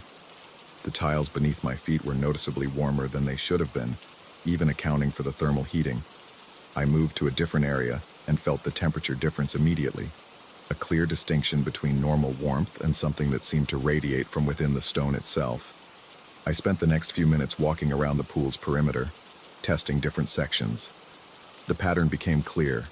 Certain areas of the floor generated heat in concentric circles, as if responding to some underground source that had nothing to do with the resort's plumbing. The circles weren't random either. They followed the mosaic patterns, emphasizing certain figures while leaving others cold. Marco noticed my strange behavior and asked if everything was all right. I mentioned the temperature variations, expecting him to provide some technical explanation about the heating system. Instead, his expression darkened slightly, and he suggested I might be experiencing altitude sickness or dehydration. The resort was built on elevated ground, he explained, and the mineral content of the water could affect people differently. His dismissal only heightened my awareness. I began to notice other things. The way the steam seemed to move against the air currents, forming shapes that lingered longer than physics would suggest. The sound of the water circulation changed throughout the afternoon, sometimes producing what almost sounded like whispers in a language I couldn't identify, and always the feeling of being observed from somewhere beyond the windows, though the landscape outside remained empty except for the occasional bird or tourist in the distance. That evening at dinner, I mentioned my observations to my family. My father, ever the engineer, launched into a detailed explanation of geothermal systems and how underground springs could create irregular heating patterns. My mother suggested I was simply adjusting to the change in environment and shouldn't overthink natural phenomena. My sister barely looked up from her phone, more interested in editing her day's photographs than discussing my thermal floor theories. Their rational responses should have comforted me. Instead, They left me feeling isolated, as if I were experiencing something that others couldn't perceive or chose to ignore. The feeling persisted through the evening's entertainment, a folk music performance in the resort's main hall, and followed me to bed. Sleep came fitfully that night. I dreamed of underground chambers filled with figures from the pool's mosaics, their faces animated and speaking in voices that sounded like escaping steam. They gestured toward pools of water that glowed with the same inner light I had seen that afternoon, beckoning me to join them in their eternal bath. I woke several times, each awakening accompanied by the sensation that the room's temperature had shifted while I slept. The next day brought more tourists to the pool area, which somehow made my previous experience feel less significant. Children splashed in the shallow end while their parents chatted about sightseeing plans. The normal rhythm of resort life continued around me, and I began to wonder if my engineer father's explanation hadn't been correct after all. But as the afternoon wore on and the crowds thinned, I found myself drawn back to the same areas where I had felt the unusual heat. The sensations were still there, perhaps even stronger than before. This time, I noticed that the warmth seemed to respond to my presence, intensifying when I stood still and fading when I moved away quickly. Marco was absent that day, replaced by a younger lifeguard who seemed less observant. I took the opportunity to explore more thoroughly, mapping the hotspots and trying to understand their distribution. The pattern that emerged made no logical sense from an engineering perspective. The heated areas formed a complex design that seemed to spiral inward toward the pool's center, but the spacing was irregular, as if following some organic rather than mechanical principle. As closing time approached, I reluctantly left the pool area and returned to my room to prepare for dinner. But throughout the evening meal and the subsequent stroll through the resort's gardens, I couldn't shake the feeling that I had left something unfinished. The thermal patterns weren't just a curiosity. They were trying to communicate something. That night, after my family had gone to bed, I made a decision that would prove far more consequential than I could have imagined. I would return to the pool area alone and investigate without the distraction of other guests or the watchful eyes of staff members. The resort's corridors were dimly lit after midnight, creating long shadows that seemed to move independently of their sources. My footsteps echoed despite my attempts to walk quietly, the sound seeming to carry farther than it should in the enclosed spaces. The familiar luxury of the daytime environment had transformed into something more ominous, as if the building itself took on a different personality after dark. The pool area was accessible through a side entrance that remained unlocked for guests with late-night thermal therapy appointments. As I approached the glass doors, I could see steam rising from the water's surface, more dense and purposeful than I remembered from the daytime visits. The underwater lighting cast shifting patterns on the walls and ceiling, creating an atmosphere that was both beautiful and deeply unsettling. I entered quietly and immediately noticed the temperature difference. The air was warmer than it should have been, even accounting for the heated water. But it wasn't a uniform warmth. It seemed to move in currents, brushing against my skin like invisible hands testing my presence. The water itself appeared different in the artificial lighting. Instead of the clear blue I was accustomed to, it had taken on a deeper hue, almost emerald in certain areas. The surface moved constantly, not with the regular patterns of the circulation system, but with what looked like organic undulation, as if something large were moving beneath. I approached the pool's edge cautiously, my bare feet immediately registering the temperature variations in the tiles. The hot spots were more pronounced now, forming distinct paths across the floor. But more disturbing was the sound, a low murmuring that seemed to rise from the water itself, barely audible but unmistakably linguistic in its rhythm. As I listened more carefully, I realized the sounds bore a resemblance to Italian, but not the modern Italian I had been hearing from staff and other guests. The syllables were rounder, more archaic, like something from medieval manuscripts or ancient liturgies. The murmuring rose and fell in waves, sometimes becoming clear enough that I almost thought I could distinguish individual words, then fading back into incomprehensible whispers. I knelt by the pool's edge, trying to determine the source of the sounds. The water was noticeably warmer than during the day, almost uncomfortably so. When I dipped my hand beneath the surface, I felt currents that didn't correspond to any visible water movement. It was as if invisible streams were flowing through the pool, carrying heat and sound from some hidden source. That's when I first saw the steam formations, rising from various points around the pool. Vapor began to take on shapes that lingered longer than natural physics would allow. At first, they appeared to be random swirls, but as I watched, they began to form more defined structures, tentacle-like appendages that moved with deliberate purpose, reaching toward the pool's edges as if searching for something. One of these vapor tentacles brushed against my ankle as I knelt by the water. The sensation was unlike anything I had ever experienced, not quite solid, but with a presence that was undeniably real. The steam felt warm and slightly damp, but also somehow aware, as if it were testing my reaction to its touch.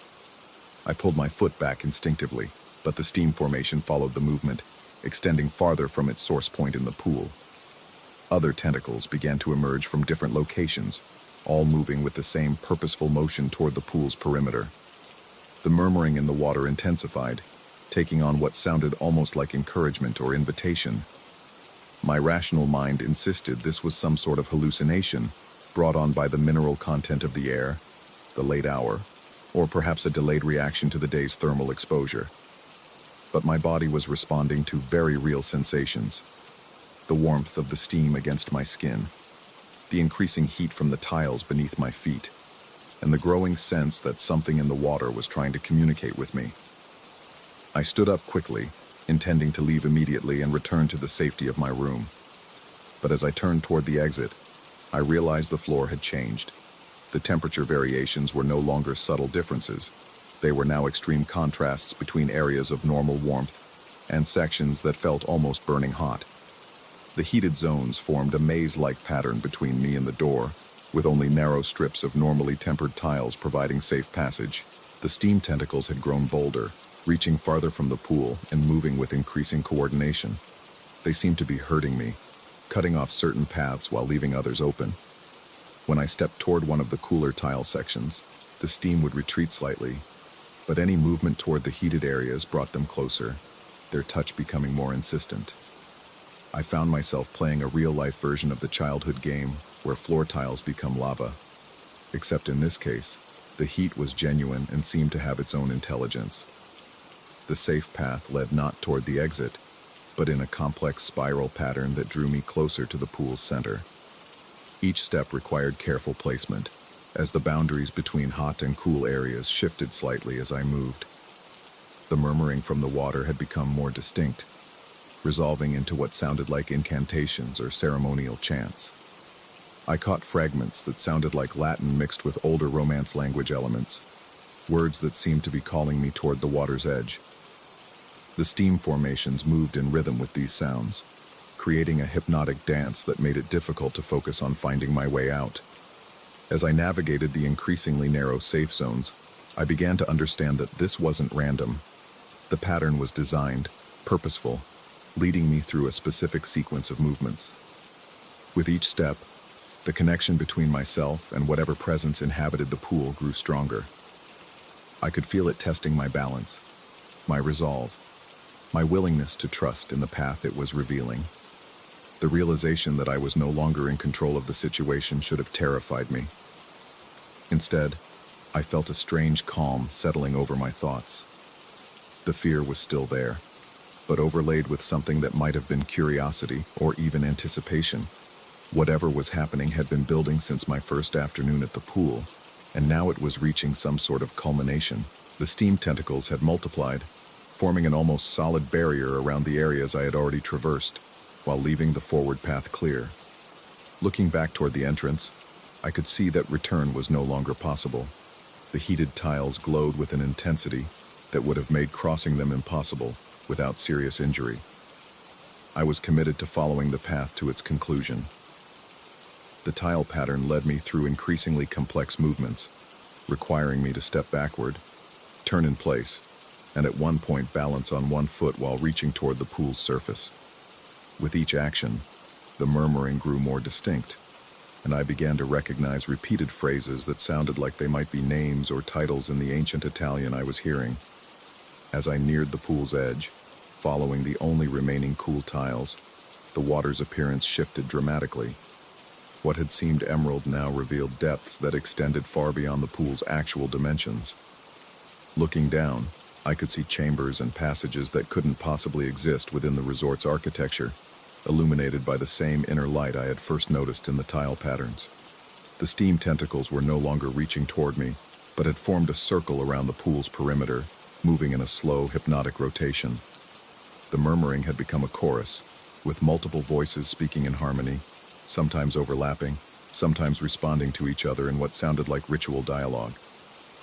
I reached the final tile, a small hexagonal piece directly at the pool's edge that felt blessedly cool against my feet. From this position, I could see the impossible architecture beneath the water's surface more clearly. Columns and arches that belonged to structures far older than the resort, inhabited by figures that moved with the same fluid grace as the steam formations above. The voices were calling to me now, not in the ancient language but in Portuguese, speaking my name and inviting me to join them in their eternal thermal embrace. They promised knowledge of the underground chambers, understanding of the forces that had drawn me to this place, and relief from the confusion and isolation I had felt since my first encounter with the heated tiles. All I had to do was step forward into the water. The logical part of my mind screamed warnings about thermal shock, about the impossibility of what I was seeing, about the need to find help for what was clearly a psychological break from reality. But the larger part of me, the part that had been responding to the pool's call since that first afternoon, understood that this was not about logic or possibility. I stood on that final tile for what felt like hours, though it could have been minutes or seconds. The choice before me was clear: step into the water and discover what lay beneath, or find some way to break free from the pattern that had brought me to this point. The decision came not through rational thought, but through a shift in perception that I still cannot adequately describe.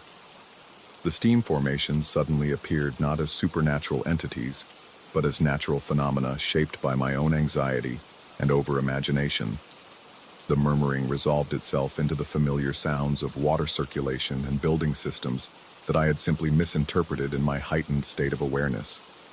The pool was just a pool. The tiles were just tiles. And I was a Brazilian teenager standing alone in a resort's thermal area in the middle of the night, having let my imagination run away with me after too many days of unusual sensory experiences. I stepped backward from the pool's edge, moving carefully but no longer believing the tiles could harm me. The path to the exit remained clear, as it had been all along. The temperature variations were still there, but they no longer seemed threatening, just quirks of an old building's heating system, exactly as my father had explained. I made my way to the door and left the pool area, returning to my room with a mixture of relief and embarrassment. The whole episode felt like something between a waking dream and a panic attack, brought on by too much heat, too much solitude, and too much time to overthink natural phenomena. The next morning, I mentioned the experience to my family in carefully edited terms, describing it as a late-night walk that had left me feeling disoriented. My mother suggested I might be dehydrated and recommended limiting my time in the thermal pools. My father repeated his explanations about geothermal systems. My sister continued editing her photographs. I spent the remaining days of our vacation avoiding the pool area during the late afternoon and evening hours when I had first noticed the unusual sensations. During the busy daytime periods, everything seemed perfectly normal. Other guests continued to enjoy the thermal waters without apparent concern. Marco returned to his lifeguard duties and showed no signs of recognizing me as the person who had asked about temperature variations. By the time we departed for the airport, I had convinced myself that the entire experience had been a combination of travel stress, cultural displacement, and overactive imagination. The rational explanations my family had provided fit all the observable facts. There was no reason to believe anything supernatural or even particularly unusual had occurred. But as our taxi pulled away from Palazzo Terme di San Casciano, I turned for one last look at the building where I had spent 3 weeks recovering from what I now understood to be a minor psychological episode. The afternoon sun was striking the windows of the pool area, and for just a moment, I could swear I saw steam formations moving behind the glass, tentacles of vapor reaching toward the windows as if trying to follow our departure. The vision lasted only seconds before the building disappeared behind a hill, leaving me with nothing but the memory of a strange few days when I had allowed my imagination to transform a perfectly ordinary thermal resort into something far more mysterious. That was 6 months ago. I've been back in São Paulo since then, starting university and settling into a routine that should have put the Tuscany experience firmly in the past. For the most part, it has. I rarely think about the pool or the tiles or the steam formations that I now understand were products of my own stressed mental state. But sometimes, late at night when I'm alone in my apartment, I find myself running water in the bathroom sink and watching the steam rise from the hot tap. And sometimes when the conditions are just right, I swear I can still hear murmuring in that ancient Italian dialect, still feel warmth that seems to emanate from beneath the floor tiles. My rational mind insists these are just lingering psychological effects from my episode in Tuscany, neural pathways that were established during that period of heightened stress, and continue to fire occasionally in response to similar sensory triggers. There's no reason to believe that anything I experienced was real in any objective sense. But I've learned something about rationality and explanation that I didn't understand before my time at the resort. Sometimes the most logical explanation is also the most incomplete one. Sometimes the things we dismiss as imagination or stress response are actually perceptions of realities we don't yet have frameworks to understand. I still don't know what I encountered in that pool area. I may never know, but I've stopped trying to explain it away completely, because I've realized that the need to explain away mystery is often just another form of fear. Fear of admitting that our understanding of the world might be more limited than we like to believe. The steam still rises from my bathroom sink, and sometimes it still forms shapes that linger longer than they should. The floor tiles in my apartment sometimes feel warmer in certain spots, following patterns that don't correspond to any heating system. And occasionally, in the very quiet moments before sleep, I hear whispers in languages I don't recognize, but somehow understand. Whether these experiences are real or imaginary has become less important than what they've taught me about the boundaries between the two. Reality, I've learned, is not always as solid as the tiles beneath our feet. And sometimes the most dangerous game we can play is the one where we insist on standing only on what we consider safe ground. The invitation from Tuscany remains open, carried now in steam and whisper rather than heated stone. Someday, I think, I may be ready to accept it, but not yet. Story 8.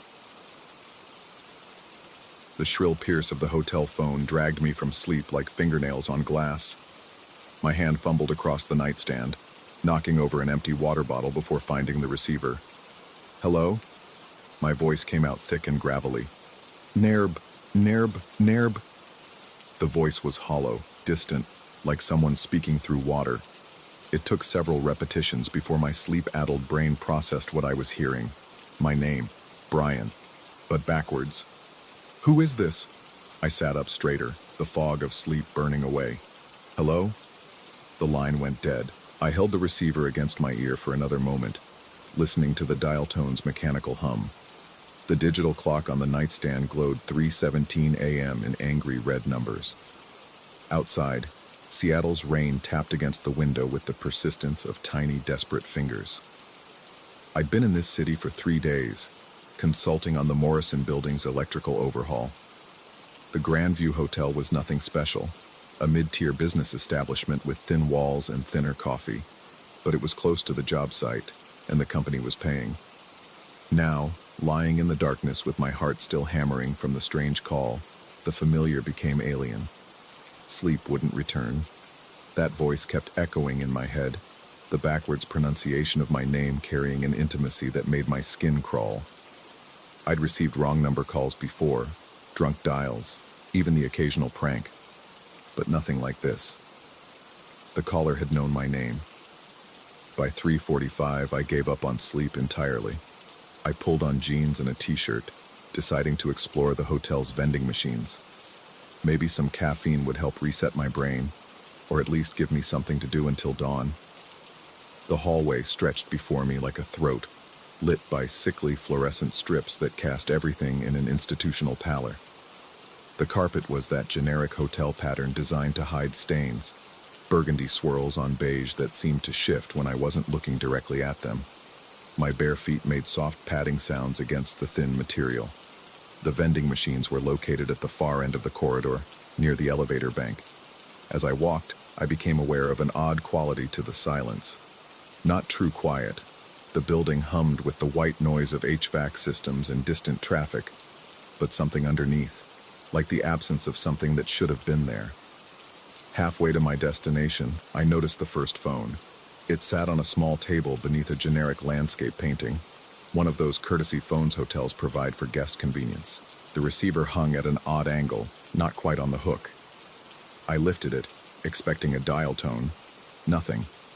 No hum of an open line, no static, not even the electronic silence that indicated a working but unused connection. The phone was completely dead. Curious now, I checked the next one, and the next. Every phone on the floor was the same. No power, no connection, as if someone had severed every line. A practical part of my brain, the engineer's mind that solved problems for a living, began cataloging possibilities. Maintenance work, perhaps, though it was unusual to disconnect an entire floor simultaneously. A power issue with the phone system, though the hallway lights worked fine. But even as I rationalized, something cold was settling in my chest. That call to my room. If all the phones were disconnected, how had it come through? I continued toward the vending machines, but my attention had shifted. The fluorescent lights above hummed their familiar tune, but now I noticed something else. One of the fixtures, about 10 feet ahead, was dark. As I approached it, the bulb flickered to life. I stopped. The light was bright, normal, casting its harsh white glow across the carpet and walls. I counted under my breath, timing it automatically, an engineer's habit. At exactly 43 seconds, the light went out. Coincidence? Had to be. Fluorescent bulbs failed in patterns sometimes, cycling on and off as their ballasts struggled. I resumed walking but kept counting. The next dark fixture lit up as I drew near. 43 seconds later, it died. Then the next. My pace quickened. Not quite running, but no longer the casual stroll I'd intended. Each light activated as I approached, held steady for exactly 43 seconds, then extinguished. Behind me, the corridor fell into segments of darkness, like a mouth closing. By the time I reached the vending machines, my hands were trembling. The mechanical hum of the refrigeration unit seemed unnaturally loud in the silence. I fumbled for change, fed coins into the Coke machine, and punched the button for anything with caffeine. The can dropped with a metallic thud that made me jump. When I turned back toward my room, the lights behind me were all dark, except for one. The fixture at the very beginning of the hallway, near the elevator bank where I'd started, was glowing. It cast a pool of white light on the carpet, illuminating the space with crystalline clarity. And there, sharp and black against the burgundy pattern, was a shadow. My shadow. I looked down at myself, then back at the distant light. I was standing 60 feet away, surrounded by darkness, but somehow my silhouette was projected there with perfect definition. Not just any shadow, unmistakably mine. The slightly hunched shoulders from years of leaning over blueprints, the cowlick that made my hair stick up on one side, even the way I favored my left foot where I'd broken my ankle in college. But shadows need bodies to cast them. They need light sources and objects to interrupt them. Basic physics, as fundamental as gravity. I raised my right hand. The shadow raised its right hand. I took a step forward. The shadow took a step forward. The distance between us never changed. My breath came in short, sharp bursts. The rational part of my mind, the part that understood electrical circuits and load calculations and the behavior of fluorescent ballasts, scrambled for explanations. Optical illusion, some trick of the light fixtures, perhaps a reflection system I hadn't noticed. Hotels sometimes installed unusual lighting for aesthetic effect. But even as I constructed these theories, I knew they were wrong. This wasn't a malfunction or a design quirk. This was something else entirely. I began walking back toward my room, keeping my eyes locked on that distant shadow. It moved in perfect synchronization with my steps, a dark mirror of my movement. The can of Coke in my hand felt warm now, though I could have sworn it was cold when it dropped from the machine. Each step brought new details into focus. The shadow wasn't just moving, it was anticipating. When I shifted my weight to take a step, the shadow shifted first, by just a fraction of a second. When I paused to study it more carefully, the shadow paused too, but held still a moment longer than I did. The lights I'd activated earlier remained dark. The corridor stretched between us like a tunnel, with my room somewhere in that black middle distance, and this impossible shadow waiting at the far end. I tried to remember the layout, how many doors between the elevator and my room, which side of the hall, any details that might anchor me to something real and concrete. Nothing came. The hallway felt longer than it had before, the doors spaced differently. Even the carpet pattern seemed changed, though I couldn't identify how. Halfway back, I stopped walking. The shadow stopped too, but it didn't stop when I stopped. It stopped when I decided to stop, in that instant before my body responded to the mental command, as if it was reading my intentions directly from my brain. I raised my left hand to my face, slowly, deliberately. The shadow raised its left hand to its face at exactly the same speed.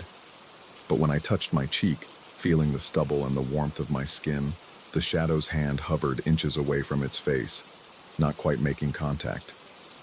The cold in my chest was spreading now, a numbing sensation that made it hard to breathe. I wanted to run, to sprint back to my room and lock the door and wait for daylight, but something held me frozen. The shadow was watching me, not waiting for me to move so it could mimic the movement, actually watching me. I could feel its attention like a weight, a presence that pressed against my consciousness. I closed my eyes, squeezing them shut so tightly that phosphones danced behind my lids. When I opened them, the shadow was gone. The light at the far end of the hall had burned out, leaving the entire corridor in darkness except for the weak emergency lighting near the fire exits. I fumbled for my phone, using its screen to illuminate the path back to my room. The blue-white glow revealed the same burgundy carpet, the same beige walls, the same sequence of doors I'd passed before. Room 314. My keycard trembled in my hand as I slid it through the reader. The green light flashed, the lock clicked, and I was inside, throwing the deadbolt and sliding the chain into place. The room was exactly as I'd left it. My laptop on the desk, my suitcase in the corner, the rumpled bed with its cheap hotel sheets. Normal, mundane, real. I sat on the edge of the bed and opened the Coke, needing the simple ritual of a familiar action. The liquid was warm, syrupy, tasting of artificial sweetness and aluminum. I drank it anyway. The phone on the nightstand sat silent. I picked up the receiver and listened. This time there was a dial tone, steady, normal, reassuring. I called the front desk. Grandview Hotel, this is Marcus. How can I help you? The voice was young, professionally cheerful, utterly ordinary. Real. This is Brian Morrison in room 314. I was wondering about the phone service on my floor. Earlier tonight. Is there a problem with your room phone, sir? No, not my room. The courtesy phones in the hallway. They all seem to be disconnected. A pause. Computer keys clicking. I'm not showing any service issues, Mr. Morrison. All our phone systems are operating normally. Was there a specific call you needed to make? I can connect you to an outside line. No, that's fine. Thank you. I hung up and stared at the phone. Marcus hadn't hesitated when I mentioned the hallway phones. He'd checked his system and found everything normal, which meant either the phones were working, which I knew they weren't, or the front desk had no record of the courtesy phones at all. The rain against the window had stopped. In the sudden quiet, I could hear my own breathing, my heartbeat, the subtle creaks and sighs of the building settling. Normal sounds, ordinary sounds. But underneath them, so faint I might have been imagining it, was something else. A rhythm that didn't match my heartbeat, or the building's movements, like footsteps in the hallway outside, pacing back and forth in front of my door. I approached the peephole slowly, afraid of what I might see but unable to resist looking. The hallway was empty, lit by those same fluorescent strips that had malfunctioned earlier. Everything was normal now, the lights all working, the carpet the same ugly burgundy pattern it had always been. Except for one thing. On the carpet directly in front of my door, barely visible through the peephole's distorted lens, was a shadow. Just a shadow, with no source to cast it. It was smaller than the one I'd seen at the end of the hall, more compressed, as if someone was standing very close to my door. As I watched, it moved. A subtle shift, like someone adjusting their weight from one foot to the other, waiting. I backed away from the door, my mouth dry despite the coke. The shadow was outside my room. The voice on the phone had known my name. The lights had responded to my presence with mechanical precision. And somewhere in the back of my mind, a small voice was asking the question I didn't want to consider. What if the shadow wasn't following me? What if I was following it? I returned to the bed and pulled the covers up to my chin, keeping my eyes fixed on the door. The deadbolt was secure, the chain in place. Whatever was out there couldn't get in. Wouldn't get in. But as I lay there in the darkness, listening to the absence of sound from the hallway, I began to wonder if the real question wasn't whether it could get in. The real question was whether I was already out there with it. When I finally slept, I dreamed of corridors that stretched forever, lit by lights that turned on and off in perfect rhythm, casting shadows of things that shouldn't exist. And in the dream, I was walking toward something I couldn't see, following footprints that looked exactly like my own. I woke to the phone ringing. This time, I didn't answer. Story 9. The Riverside Inn squatted against the muddy banks of the Brazos, like something that had crawled out of the water and never quite dried. I'd found it through a desperate late-night search for affordable housing near campus, the kind of place that charged by the week and didn't ask too many questions about credit scores or references. The booking photos had been generous with the lighting. Standing in the lobby that first afternoon, I could smell decades of cigarette smoke embedded in the wallpaper's faded roses, mingling with something else, something organic and damp that seemed to seep up from between the floorboards.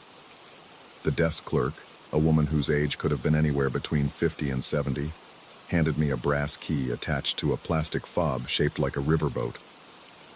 "Room 247, she said, her voice carrying the weight of East Texas humidity. "Second floor, end of the hall. You'll hear the river at night, but you'll get used to it." The stairs groaned under my feet as I hauled my duffel bag and laptop case up to the second floor. The hallway stretched ahead of me, lit by fluorescent bulbs that hummed and flickered with neurotic energy. Room 247 sat at the far end, just as promised, its door bearing the scars of countless openings and closings. The key turned with surprising ease, and I stepped into what would be my home for the next semester. The room was larger than I'd expected. 2 double beds separated by a nightstand, a small table beneath the window, and a bathroom that had seen better decades. The carpet was a mottled brown that might have once been burgundy, stretched between the beds in a pattern that reminded me of veins under skin. I dropped my bags on the bed closest to the window and began the ritual of making a temporary space feel like home. Textbooks stacked on the table, laptop charger snaking across the floor, clothes hung in the narrow closet that smelled of mothballs and forgotten summers. It was while I was kneeling beside my duffel bag, pulling out my last few shirts, that I first felt it. The carpet beneath my knees gave slightly, not with the usual compression of padding, but with something else, a gentle yielding that felt almost responsive. I shifted my weight, pressing down harder, and felt the distinct impression that something was pressing back from underneath. I sat back on my heels, staring down at the unremarkable carpet. The afternoon light streaming through the window cast everything in shades of amber and dust. I pressed my palm flat against the spot where I'd been kneeling. The carpet surface remained perfectly intact, but underneath I could feel the unmistakable shape of an impression, as if someone had stepped there and left their mark in the wood beneath. Standing quickly, I walked around the beds, my footsteps muffled by the thick weave. With each step, I felt that same subtle give, that sense of walking over ground that remembered every previous footfall. I knelt again and ran my hands across the carpet's surface. Nothing. No holes, no tears, no explanation for what I was feeling beneath my feet. The rational part of my mind, the part that had gotten me through calculus and into engineering school, offered reasonable explanations. Old buildings settled, floors warped, carpet padding compressed unevenly over time, but rational explanations felt thin in the amber light of that room, with the Brazos murmuring its secrets outside my window. I decided to look underneath. Getting down on my hands and knees, I worked my fingers under the carpet's edge near the wall.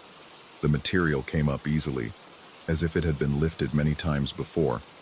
Underneath, the hardwood floor gleamed with a patina of age, smooth and unbroken. I pressed my face close to the wood, breathing in the scent of old lacquer and dust. That's when I saw them. Footprints, not scratches or scuff marks, but actual impressions pressed into the wood itself, as if the floor had been soft clay when someone walked across it. They formed a rough path between the two beds, some overlapping, others distinct and clear. The prints were bare feet, average size, with the characteristic spread of toes that comes from walking without shoes. I reached out to touch one of the prints, my fingertip barely making contact with the smooth depression. The moment my skin met the wood, the impression vanished. I blinked, certain I'd imagined it, but when I looked again, the floor was perfectly smooth and unmarked. I let the carpet fall back into place and stood up quickly, my heart hammering against my ribs. The room felt smaller somehow, the walls pressing in with the weight of whatever history they'd witnessed. I told myself I was tired, stressed from the move and the start of classes. The mind played tricks when you were exhausted. That night, I lay in the bed farthest from the window, staring up at the water-stained ceiling and listening to the river's constant whisper. The sounds of the old building settling around me created a symphony of creaks and sighs, the kind of noise that becomes white noise after a while. I was almost asleep when I heard it. Soft footsteps, muffled by carpet but unmistakably real, moving across the floor between the beds. I held my breath, every muscle in my body tense, and listened. The steps were slow and deliberate, tracing a path from the window to the door, then back again. I could feel the subtle shift in the carpet's surface, the same yielding sensation I'd experienced earlier, but now it was moving in a steady rhythm around my bed. Without moving my head, I opened my eyes and stared at the carpet between the beds. In the dim light filtering through the curtains, I could see the surface rising and falling slightly, as if invisible feet were pressing down with each step. The pattern was methodical, a complete circuit around my bed, always the same distance from the edge, always the same measured pace. I wanted to call out, to demand an explanation, but my throat felt paralyzed. Instead, I lay perfectly still and counted the steps. 47 to complete one full circle. Then silence for exactly 3 minutes before the pattern began again. This continued until dawn. The next morning I examined the carpet in daylight, searching for any sign of the nocturnal wandering. The surface was unmarked, showing only the impressions left by my own movements. I lifted the edge again and peered underneath, but the hardwood floor was smooth and unblemished. No footprints, no evidence of anything unusual. I spent the day at orientation, trying to focus on syllabi and campus maps while my mind kept returning to the room. Maybe I'd been half asleep, caught in that space between waking and dreaming where the impossible seemed real. Maybe the stress of starting college in a new place had triggered some kind of sleep disturbance. But that night, the footsteps returned. This time I was fully awake when they started, my phone showing 2:47 a.m. in glowing digits. The same pattern, the same 47 steps, the same 3-minute intervals. I found myself counting along, anticipating each footfall. The carpet's surface continued to shift and yield, creating visible impressions that disappeared as soon as the invisible feet moved on. On the third night, I tried to photograph the moving carpet with my phone's camera. The screen showed nothing but flat, motionless fabric, even as I watched the impressions move past the phone's lens. The camera couldn't see what my eyes were seeing. By the fourth night, I'd developed a theory. The hotel was old, built in the 1920s according to a brass plaque in the lobby. Decades of guests had walked across that carpet, their footsteps creating permanent impressions in the wood beneath. What I was experiencing wasn't supernatural. It was some kind of structural memory, the building replaying the echo of countless footfalls. The theory felt solid until I realized the footsteps were getting closer to my bed. The original circuit had maintained a consistent distance, roughly 3 feet from the edge of my mattress. But each night, the invisible walker moved incrementally inward. By the end of the first week, the footsteps were close enough that I could feel the mattress shift slightly when they passed by the head of my bed. I considered changing rooms, but something held me back. Partly it was the money. I'd paid for the month up front, and finding another place would mean admitting defeat. But there was something else, too. A growing fascination with the mystery, a need to understand what was happening in room 247. I started researching the hotel's history, spending my free time in the university library, poring over local newspaper archives and historical records. The Riverside Inn had been built by a cotton merchant named Augustus Whitmore, who'd lost everything in the crash of 1929.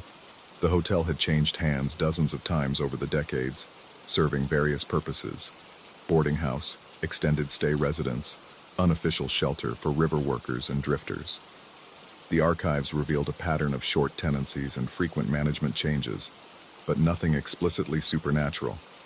No unexplained deaths, no recorded hauntings, no local legends, just the ordinary tragedies and small dramas of a place where people came when they had nowhere else to go.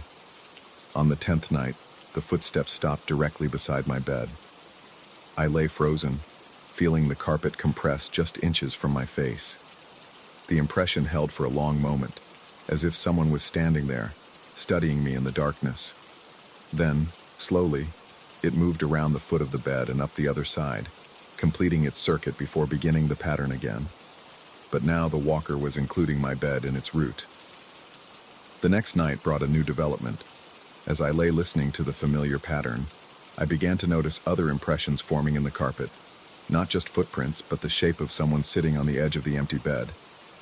The mattress didn't dip, but the carpet beneath it showed the clear outline of a human form, complete down to the depression where heels would rest against the floor. I found myself imagining the invisible figure, someone sitting in the darkness watching me sleep, occasionally standing to pace their restless circuit around the room. The thought should have terrified me, but instead, I felt a strange kind of companionship. Whatever was sharing my room seemed as trapped as I was, bound to repeat the same patterns night after night. On the 15th night, I decided to test my theory. As the footsteps began their familiar route, I quietly slipped out of bed and positioned myself in their path.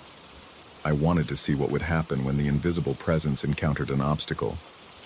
The footsteps approached steadily, and I braced myself for contact. But as they reached the spot where I stood, they simply stopped. The carpet compression ended abruptly, leaving no trace of the walker's passage. I waited in the darkness, my bare feet sensitive to every vibration in the floor, but nothing happened. After 10 minutes, I returned to bed. The footsteps resumed immediately, picking up their pattern as if I'd never interrupted them. This became my new obsession. Each night, I would try different experiments, standing in the path, placing objects in the way, even lying down on the carpet where the impressions formed. Each time, the presence would pause, wait for me to move, then continue its eternal circuit. It was during my 3rd week in the room that I began to suspect the walker was adapting to my presence. The footsteps started to deviate from their original pattern, taking small detours around places where I'd interfered, incorporating new routes that seemed designed to avoid my experimental obstacles. More disturbing was the growing sense that I was being studied in return. I would wake to find the sitting impression on the other bed perfectly positioned to observe my sleeping form. Sometimes I could swear I felt a presence leaning over me, close enough that I should have felt breath on my face. But there was never anything there when I opened my eyes. My grades began to suffer. I found myself staying awake all night, watching the carpet for signs of movement, then sleeping through morning classes. The rational explanations I'd clung to felt increasingly inadequate. Structural memory didn't account for adaptive behavior. Building settlement didn't explain why the phenomena only occurred at night, or why they seemed responsive to my actions. I began to consider more disturbing possibilities. Maybe the stress of college had triggered a psychotic break. Maybe I was hallucinating the entire thing, my mind creating elaborate fantasies to cope with isolation and academic pressure. The thought was almost comforting. Mental illness could be treated, but genuine supernatural activity offered no such hope for resolution. But if I was hallucinating, why were the details so consistent? Why did the footsteps always take exactly 47 steps to complete their circuit? Why did the presence always sit in the same spot on the empty bed? Delusions I'd read were typically more chaotic, less methodical. On my final night in the room, exactly 1 month after I'd first felt the carpet give beneath my feet, something changed. I was lying awake as usual, counting the familiar footfalls, when the pattern suddenly altered. Instead of beginning their circuit around my bed, the footsteps approached directly. The carpet compressed in a straight line from the window to my bedside, then stopped. I could feel the presence standing beside me, could sense the weight of its attention like heat from a flame. Then, for the first time in 4 weeks, I felt something else. The carpet at the foot of my bed began to compress in a new pattern. Not footprints, but shapes. Letters. Slowly, methodically, invisible fingers pressed words into the fabric. You see me. The letters held for a long moment, clear and unmistakable in the dim light, then faded as the presence withdrew. The normal pattern of footsteps resumed, 47 steps around my bed, but now I understood that I was no longer just an observer. I had become part of whatever was happening in room 247. The next morning, I packed my bags and checked out. The desk clerk seemed unsurprised by my sudden departure. She'd probably seen it before. As I handed over the brass key, she mentioned that 247 had been the hotel's most frequently vacated room for as long as she'd worked there. Guests never complain about anything specific, she said, filing the key away in its proper slot. They just move on. I found a dorm room on campus, expensive but normal, where the carpet stayed flat and the nights were silent. But sometimes, lying in my narrow bed surrounded by the sounds of student life, I find myself missing the Riverside Inn, missing the presence that had shared my sleepless nights, the invisible companion who had finally acknowledged my existence in those final moments. I wonder if the pattern continues without me, if the footsteps still trace their eternal circuit around an empty bed, waiting for the next guest to notice the carpet's strange responsiveness. I wonder if the presence remembers me, or if each new occupant represents a fresh opportunity for contact. Most of all, I wonder about those final words pressed into the carpet. You see me. Was it gratitude or accusation, relief or warning? And sometimes, in the darkest hours before dawn, I wonder if what I saw was real, or if room 247 had simply taught me to see what was always there, walking in visible circles around us all, leaving impressions that vanish the moment we try to touch them. The rational part of my mind still offers explanations. Stress-induced hallucinations, sleep deprivation, the powerful suggestion of an old building's atmosphere working on an impressionable young mind. But rationality feels thin when I remember the weight of that presence, the methodical persistence of those footsteps, the careful formation of letters in the carpet's weave. I never went back to confirm whether the phenomena continued after my departure. Some questions are better left unanswered, some mysteries preserved rather than solved. The Riverside Inn squats beside the Brazos, offering temporary shelter to those with nowhere else to go, and room 247 waits at the end of the hall with its carpet stretched between 2 beds, ready to yield beneath the weight of feet both seen and unseen. The river keeps its secrets, and so do I. Story 10. The brass elevator cage rattled to a stop on the 14th floor with the kind of mechanical wheeze that belonged in a museum. I'd requested the cheapest room available at the Paramount Grand, but the clerk, a gaunt man whose bow tie seemed to strangle him, had smiled with yellowed teeth and announced my complimentary upgrade to the Benny Goodman suite. His fingers, I noticed, trembled slightly as he handed me the ornate key. The hallway stretched before me like something from a fever dream, all burgundy carpet and gilt-framed mirrors that reflected my tired face in endless succession. Sconces cast amber light that seemed to flicker in rhythm with my heartbeat. I'd been on the road for 3 weeks, consulting for failing businesses across the Midwest, and exhaustion had become my constant companion. This hotel, with its Art Deco grandeur slowly surrendering to decay, felt like the perfect place to collapse for a few days. Suite 1427 announced itself with a brass nameplate beneath the number, Benny Goodman Memorial Suite, in honor of radio's greatest comedy duo. I paused, key halfway to the lock.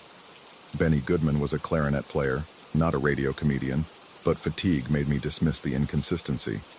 Hotels got their history wrong all the time. The door opened with surprising silence, revealing a space that seemed to exhale the musty breath of decades. The suite sprawled before me in shades of gold and deep emerald, furniture arranged with the kind of theatrical precision that suggested a stage set rather than living quarters. A massive oak desk dominated one corner, its surface polished to mirror brightness. Velvet armchairs faced each other across an ornate coffee table, while oil paintings in heavy frames lined the walls. Portraits of men in bow ties and suspenders, their faces frozen in exaggerated expressions of comedic surprise. I dropped my suitcase and stretched, working out the knots that 3 weeks of cheap motel beds had tied in my shoulders. The silence felt oppressive, pregnant with expectation. Through the tall windows, the city sprawled 15 stories below, its lights beginning to twinkle in the gathering dusk. That's when I first noticed it. The painting directly across from the windows, a portrait of 2 grinning men sharing a microphone, seemed to shimmer. I blinked, attributing it to fatigue, but the distortion persisted. The reflection in the painting's glass showed the room behind me, but something felt wrong about the timing. When I raised my hand, the reflection followed a heartbeat later, as if the image had to travel some impossible distance before returning to me. I turned to face the painting directly, studying the subjects' faces. The brass nameplate read, Benny and Bill, Kings of the Airways, 1934-1938. Their painted eyes seemed to track my movement, pupils glistening with an intensity that made my skin crawl. I waved deliberately, watching the reflection in the glass. The delay was unmistakable, perhaps half a second, but in that gap, reality felt negotiable. Room service arrived as I unpacked, an elderly woman whose uniform hung loose on her bird-like frame. She set the tray on the coffee table with careful precision, arranging the items as if following some invisible choreography. When she spoke, her voice carried the faint trace of an accent I couldn't place. The gentlemen who stayed here before, they appreciated punctuality, she said, not meeting my eyes. Performance time was always 8 o'clock sharp, never a minute late. I wanted to ask what she meant, but she was already moving toward the door with quick, nervous steps. The lock clicked behind her with a finality that made me shiver. The food, roast beef and mashed potatoes that belonged in a 1940s diner, grew cold while I explored the suite. The bathroom featured a clawfoot tub deep enough to drown in, its faucets shaped like theatrical masks. The bedroom contained a 4-poster bed draped in heavy curtains that blocked out most of the city's glow. But it was the living area that held my attention, with its gallery of paintings that seemed to watch my every movement. By 9 o'clock, I'd settled into one of the velvet armchairs with my laptop, hoping to catch up on client reports. The Wi-Fi password, according to a card on the desk, was Showtime 1937. As I typed, I became aware of movement in my peripheral vision. Nothing dramatic, just the sense that objects were shifting when I wasn't looking directly at them. I set the laptop aside and focused on the coffee table. A crystal ashtray sat in its center, flanked by 2 brass candlesticks. I memorized their positions, then turned to face the window. When I looked back, the ashtray had rotated perhaps 15 degrees clockwise. The candlesticks remained exactly where they'd been. My heart rate spiked. I stood and walked to the desk, keeping my back to the seating area. In the polished surface, I could see the distorted reflection of the room behind me. As I watched, one of the armchairs seemed to rock slightly, as if someone had just vacated it. The movement was subtle enough to dismiss as imagination, but the brass studs along its arms caught the light in a way that made them look like watching eyes. I spun around. The chair sat perfectly still.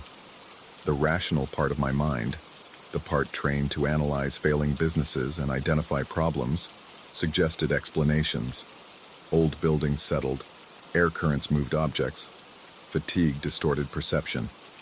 But rationality felt increasingly irrelevant in a suite where the paintings reflected reality with a temporal delay, and furniture arranged itself when no one was watching. I decided to document what was happening. The camera on my phone captured nothing unusual. The paintings looked normal through the screen, their reflections perfectly synchronized with reality. But when I played back the footage, static filled the audio track. Not the clean digital static of poor reception, but the warm crackle of old radio broadcasts. Underneath the white noise, I could swear I heard the faint echo of laughter and applause, the kind that studio audiences produced for live radio shows in the 1930s.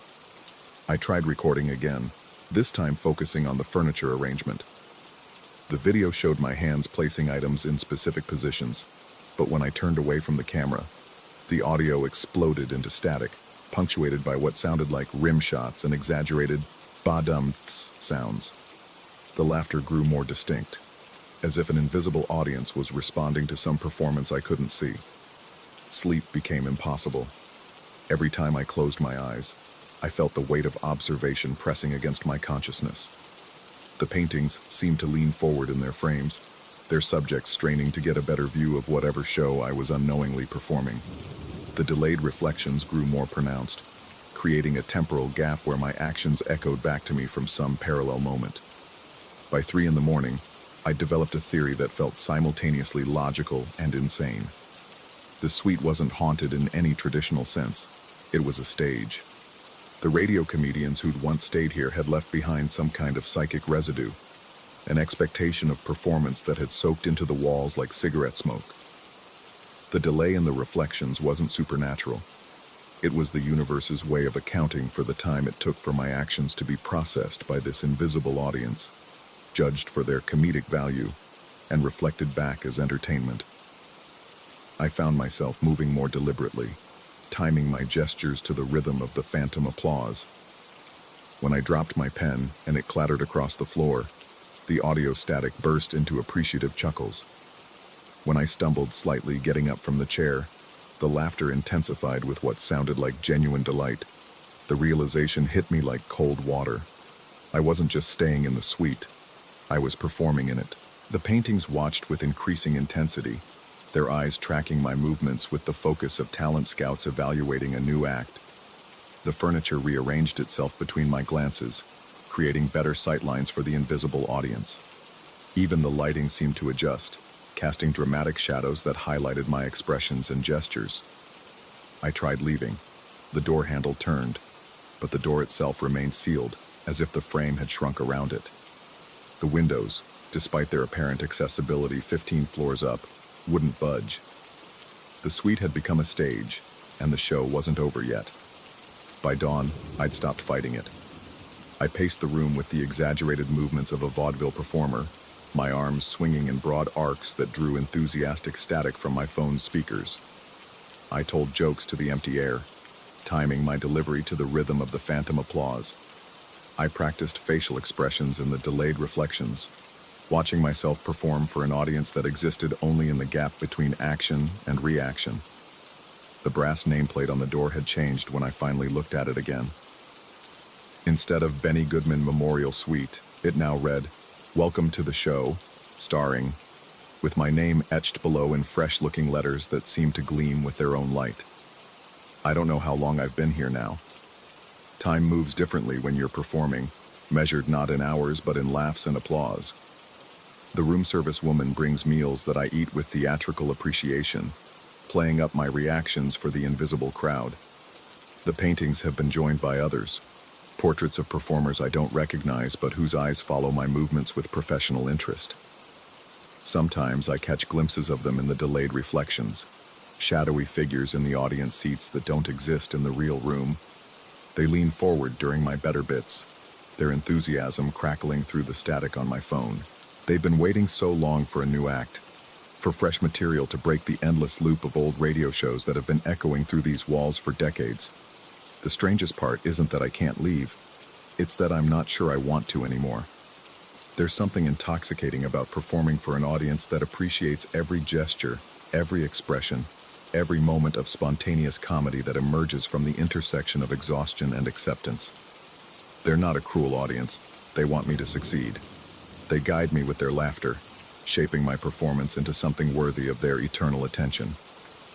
My laptop battery died days ago, or maybe weeks. Time has become as negotiable as the furniture arrangements and the temporal delays in the paintings. What matters is the show, the endless performance that keeps the invisible audience entertained and prevents the suite from falling back into the crushing silence that drove its previous occupants to. Well, I prefer not to think about what happened to them.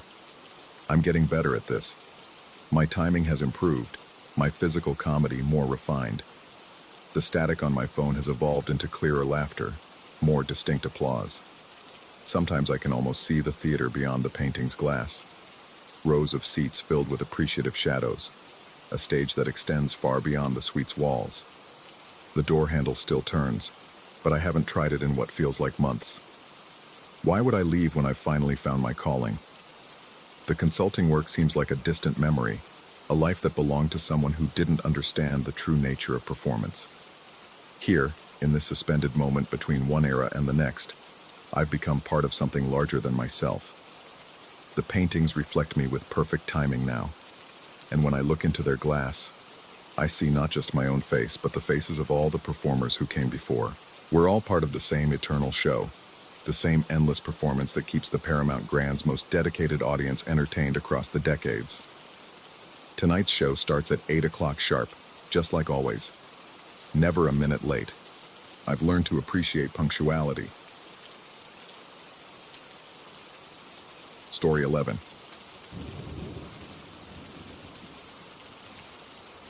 The Silver Dollar Heritage Hotel wore its history like a dusty coat, threadbare in places, but stubbornly authentic. Sarah had chosen it for our anniversary weekend, claiming the restored 1880s mining hotel would be romantic in that rustic way. Standing in the lobby beneath oil paintings of stern-faced prospectors and dance hall girls, I felt more like we'd stepped into a museum exhibit than a getaway destination. The desk clerk, a weathered man whose age seemed to fluctuate with the shifting lamplight, handed me an actual iron key. Room 12, second floor. Mind the stairs. They creak something fierce after midnight. His eyes lingered on my face longer than necessary, as if memorizing features for some unspoken purpose. Our room held the scent of old wood and lavender sachets, with a four-poster bed that dominated the space like a wooden altar. Sarah immediately began photographing everything: the antique wash basin, the faded daguerreotypes on the walls, the window that looked out onto what had once been the town's main thoroughfare and was now just another stretch of desert highway. "Listen to that silence," she whispered, pressing her ear to the window glass. "It's like the whole world just stopped." I unpacked our bags while she explored, though there wasn't much to discover in a 12 by 15 room. The walls were thick timber, hand-hewn and darkened with age, and they seemed to absorb sound rather than reflect it. Even Sarah's movements felt muffled, as if the very air had grown dense with accumulated years. Dinner in the hotel's restaurant proved surprisingly good, though we were the only guests. The dining room stretched empty around us, filled with tables set for visitors who would never come. Our server, a young woman with an oddly formal manner, moved between the shadows like she was performing some nightly ritual rather than simply bringing food. "How many guests are staying here tonight?" Sarah asked as the woman refilled our wine glasses. "Just yourselves and the gentleman in room 7. Her voice carried an accent I couldn't place, something old-fashioned, like she'd learned English from antique books. The hotel feels different when it's full versus when it's waiting. After dinner, we walked the second-floor hallway, studying the framed photographs of the hotel's original guests. The corridor stretched longer than I remembered from our arrival, lined with doors that bore brass numbers ranging from 1 to 15. Most stood slightly ajar, revealing glimpses of preserved rooms beyond. each one a perfect snapshot of frontier life, complete with period furnishings and the kind of careful attention to detail that museums spend fortunes achieving. Room 7's occupied, Sarah noted, pointing to the only closed door besides our own. Wonder what the other guest is like. I pressed my ear to the door briefly, hearing nothing but the deep silence that seemed to permeate the entire building.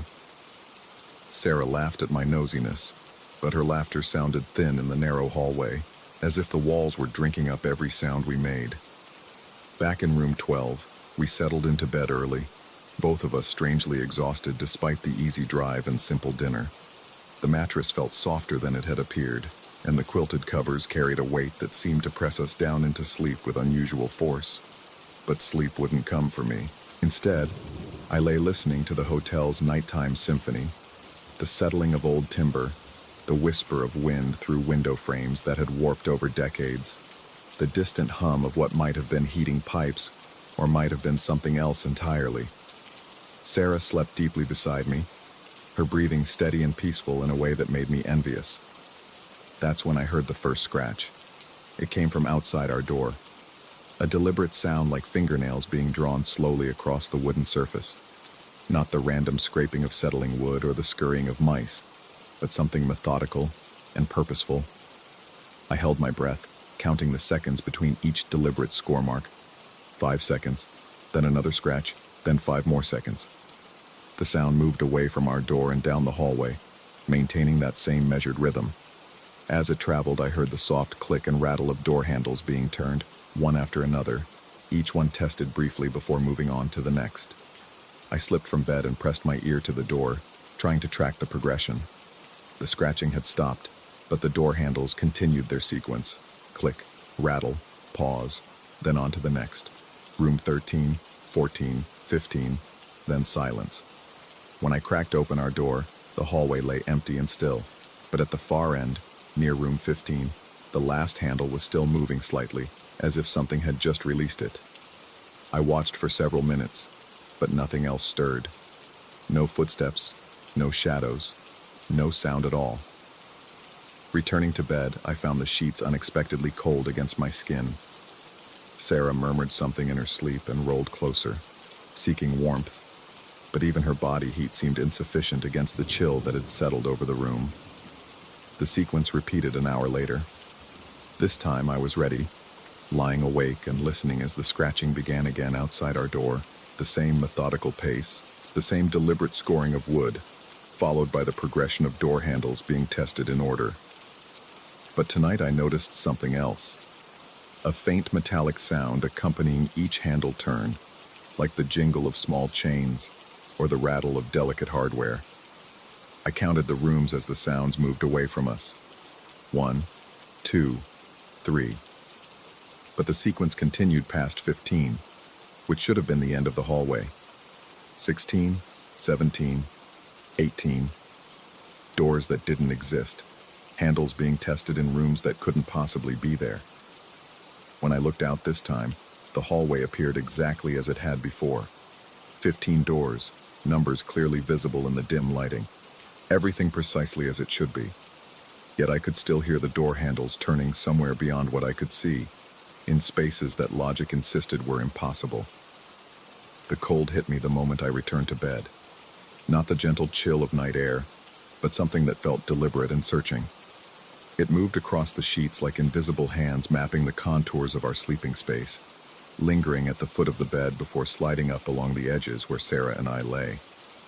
I pulled the covers closer, but the cold seemed to follow the fabric, creeping underneath and around the quilted barriers, as if they were no more substantial than tissue paper. Sarah stirred beside me, unconsciously pulling her knees toward her chest, seeking warmth that wasn't there. The third night brought a change in pattern. The scratching began earlier, while Sarah was still awake and reading beside me. She looked up from her book with a puzzled expression as the sound started outside our door. "What is that?" she whispered.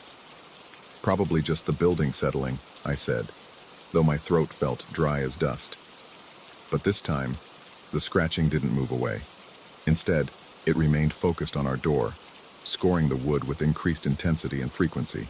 The sound grew more complex, not just fingernails, but something harder and more substantial, like claws, or the tips of metal tools being dragged across the surface with deliberate precision. Sarah sat up in bed, clutching her book against her chest. That doesn't sound like settling. The door handle turned, not quickly, like someone testing it and moving on, but slowly and deliberately, as if whatever was outside had all the time in the world to examine every aspect of the mechanism. The brass hardware rotated a full 90 degrees before stopping, holding that position for long seconds before slowly returning to its original place. "Someone's trying to get in," Sarah breathed. I was already moving toward the door, though every instinct screamed against it. The handle turned again as I approached, and I could see the metal shifting in the dim light filtering through our curtains. But when I yanked the door open, the hallway stood empty. This time, however, I noticed something different. The other doors along the corridor, all of them, had their handles turned at odd angles, as if they'd been tested and left in various positions. Some pointed down, others hung at awkward angles, creating a random pattern that somehow felt deliberate and meaningful. "There's no one here," I called back to Sarah, but my voice sounded hollow even to my own ears. When I turned back to our room, Sarah was standing by the window, her face pale in the moonlight streaming through the glass. "Look," she said, pointing outside. Below our window, scratched into the dirt of what had once been the town's main street, lines crisscrossed in a pattern that looked almost like a map, or perhaps a floor plan. The marks were fresh, clearly visible in the pale earth, and they seemed to correspond roughly to the layout of the hotel's second floor. "Those weren't there yesterday," Sarah said with absolute certainty. As we watched, more lines appeared in the dirt, etching themselves into existence without any visible cause. They formed rectangles and connected pathways, building a detailed diagram that matched exactly what we could see from our elevated position: the arrangement of rooms, the hallway configuration, even the precise dimensions of our own windows' placement.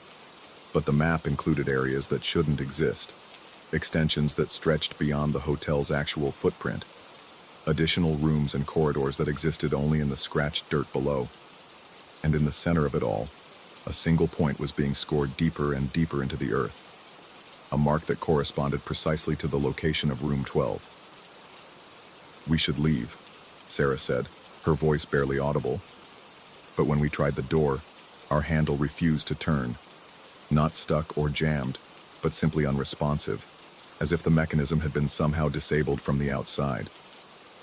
Sarah pulled at it desperately, while I threw my shoulder against the door itself, but the heavy timber construction held firm against our efforts. The scratching resumed outside, but now it surrounded us. Along the door, across the walls, even on the window glass behind us. The sound filled the room from every direction, a symphony of scoring and scraping that seemed to map every surface, every corner, every possible means of entry or escape. I understood then what was happening. Whatever was out there, and my mind recoiled from considering what it might actually be, was learning our space.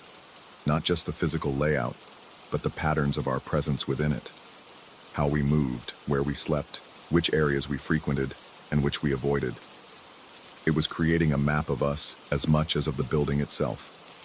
The cold returned with renewed intensity, sliding across our skin like invisible fingers taking measurements. It lingered at pulse points, traced the outlines of our bodies beneath the covers, and seemed particularly interested in our faces, touching foreheads, cheeks, the area around our eyes as if memorizing features through sensation alone. Sarah gripped my hand so tightly I could feel her fingernails digging into my palm. "It knows where we are," she whispered. "It's been learning where we are." Outside, the door handles began their sequence again, but now the sound carried a different quality. Not the random testing of earlier nights, but the confident manipulation of familiar mechanisms. Each handle turned smoothly and precisely, held for exactly the right duration, then moved on to the next with the efficiency of complete knowledge. When the sequence reached our door, the handle turned with such smooth certainty that I knew beyond doubt our room had been mapped as thoroughly as all the others. Whatever was outside knew exactly how our lock mechanism worked, precisely what pressure was required, and had probably known for days. The handle paused in its rotation, held at that critical angle where just a little more pressure would release the catch entirely.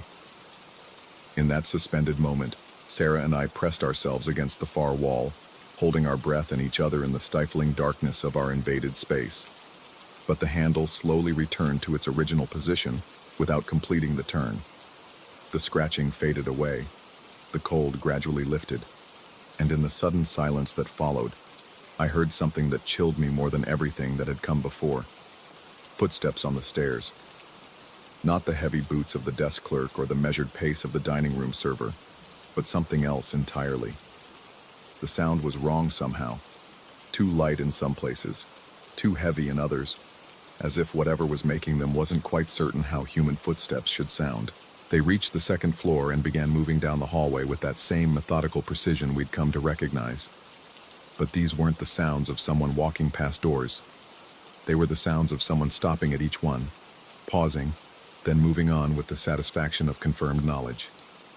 The footsteps stopped outside room 12. In the silence that followed, I realized that whatever had been mapping the hotel, learning its layout and documenting our presence, had completed its survey. The scratched lines in the dirt below formed a perfect architectural diagram. Every door handle had been cataloged and tested. Every room had been examined and understood. And now, armed with complete knowledge of this place and everyone in it, something was ready to begin the next phase of whatever it had come here to accomplish. The doorknob began to turn again, but this time there was no hesitation, no careful testing, just the smooth, confident rotation of someone who knew exactly how everything worked. Sarah's hand tightened in mine as we pressed ourselves deeper into the corner where two walls met, as far from the door as our small room would allow. But I knew it wouldn't matter. We had been mapped as thoroughly as the building itself, our location charted and recorded with the same methodical precision that had been applied to every door handle and corridor. Whatever was coming for us had taken its time to learn everything it needed to know, and now it was time for the next lesson to begin. Story 12. The altitude had been getting to me since I'd arrived in the Andes 3 days ago. That's what I told myself as I stood in the cramped room of the converted chalet, watching my breath form small clouds in the frigid mountain air. The hostel owner had mentioned that the heating was temperamental, but I hadn't expected the wall-mounted unit to look like something salvaged from a 1970s Soviet bunker. I pressed the power button, and the machine groaned to life with a sound like grinding metal. The noise settled into a steady rhythm, a soft whooshing that seemed oddly familiar. I placed my palm against my chest, feeling the steady thump beneath my ribs, and froze. The heater was breathing in perfect synchronization with my heartbeat. Altitude sickness, I reasoned, though the explanation felt thin even as I thought it. Low oxygen makes you hear things, see things. I'd read about it during my pre-trip research, but reading about hallucinations and experiencing the uncanny precision of that mechanical pulse were entirely different matters. The room began to warm, and I settled onto the narrow bed with my laptop, determined to catch up on emails that had been piling up since I'd left Sao Paulo. But concentration proved impossible. Every few seconds, my attention drifted back to that rhythmic whooshing, the way it seemed to anticipate each beat of my heart by just a fraction of a second, as if the machine was setting the pace and my body was following. I tried shifting positions, thinking perhaps the angle was playing tricks on my perception. The synchronization remained perfect. I held my breath, and for those suspended moments, the heater continued its steady cycle. But when I exhaled and my heart resumed its natural rhythm, the machine adjusted instantly, like a conductor bringing an orchestra back into time. By evening, I'd given up on work entirely. The other guests, a pair of German hikers and an elderly American photographer, had gathered in the common area downstairs, their voices carrying up through the thin floors. I considered joining them, but something about leaving the room felt wrong, as if stepping away might break whatever delicate equilibrium had been established between my body and the machine. The temperature outside had plummeted with the sun, and the heater worked harder now, its exhalations growing more pronounced. I could feel the warm air against my skin in waves, each pulse like a breath on my neck. The sensation was uncomfortably intimate, as if something invisible was lying beside me, sharing the small space. Around midnight, When the voices downstairs had long since faded, I noticed the first wisps of vapor. They emerged from the heater's vents like tendrils of fog, but instead of dissipating, they rose in deliberate spirals toward the ceiling. The patterns were too organized to be random, too purposeful to be mere physics. As I watched, transfixed, the vapors began to take shape. Not distinct forms, but suggestions of movement, like shadows dancing just beyond the edge of recognition. I sat up in bed, my heart rate increasing, and immediately the heater's rhythm accelerated to match.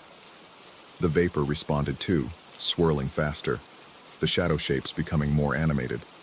They seemed to be performing some kind of ritual dance, circling an invisible center point directly above my head. Pareidolia, I told myself, grasping for scientific explanations. The brain sees patterns where none exist.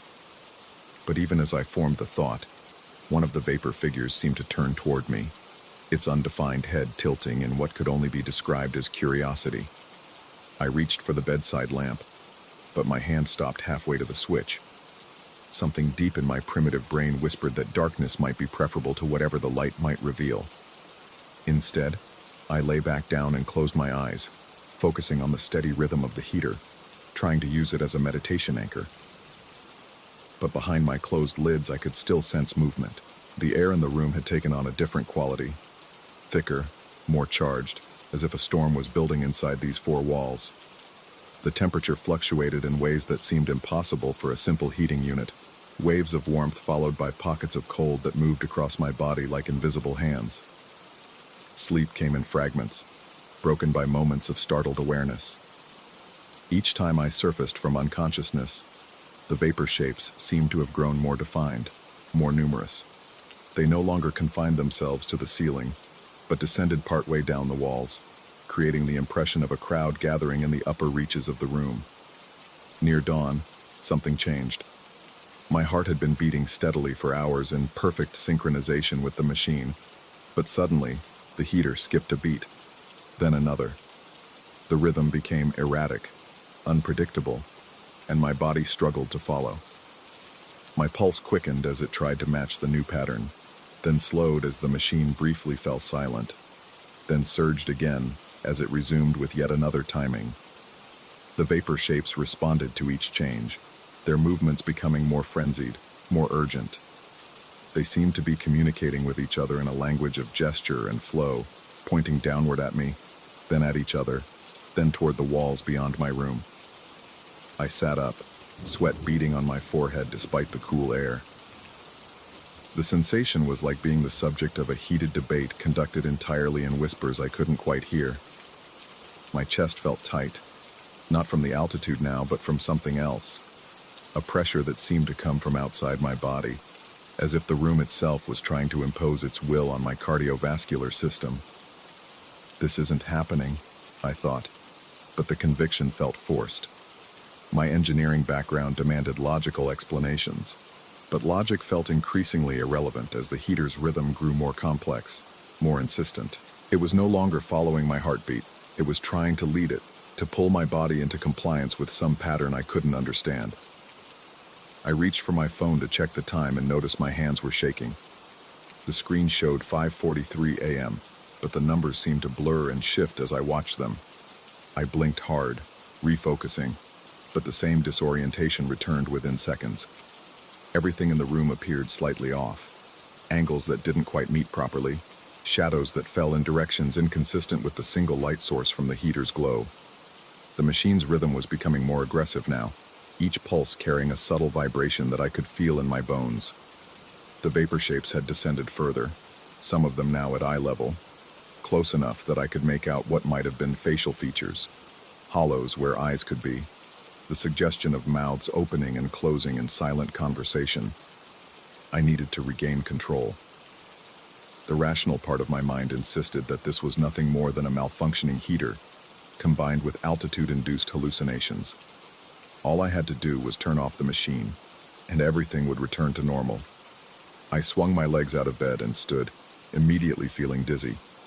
The room seemed to pulse around me in time with the heater, the walls breathing in and out like the interior of some massive lung.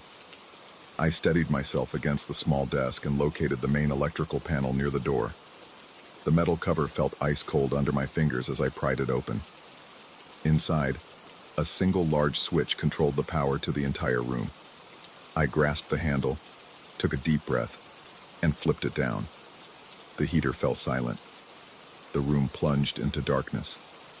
And then, from the corridor outside, I heard them ignite. One by one, with sounds like small explosions. Fireplaces that I hadn't even known existed began roaring to life. The noise came from both directions, left and right down the hallway, extending far beyond what I remembered of the building's layout. Each fireplace had its own rhythm, its own breathing pattern, and together they created a complex symphony of mechanical respiration. But these rhythms were wrong.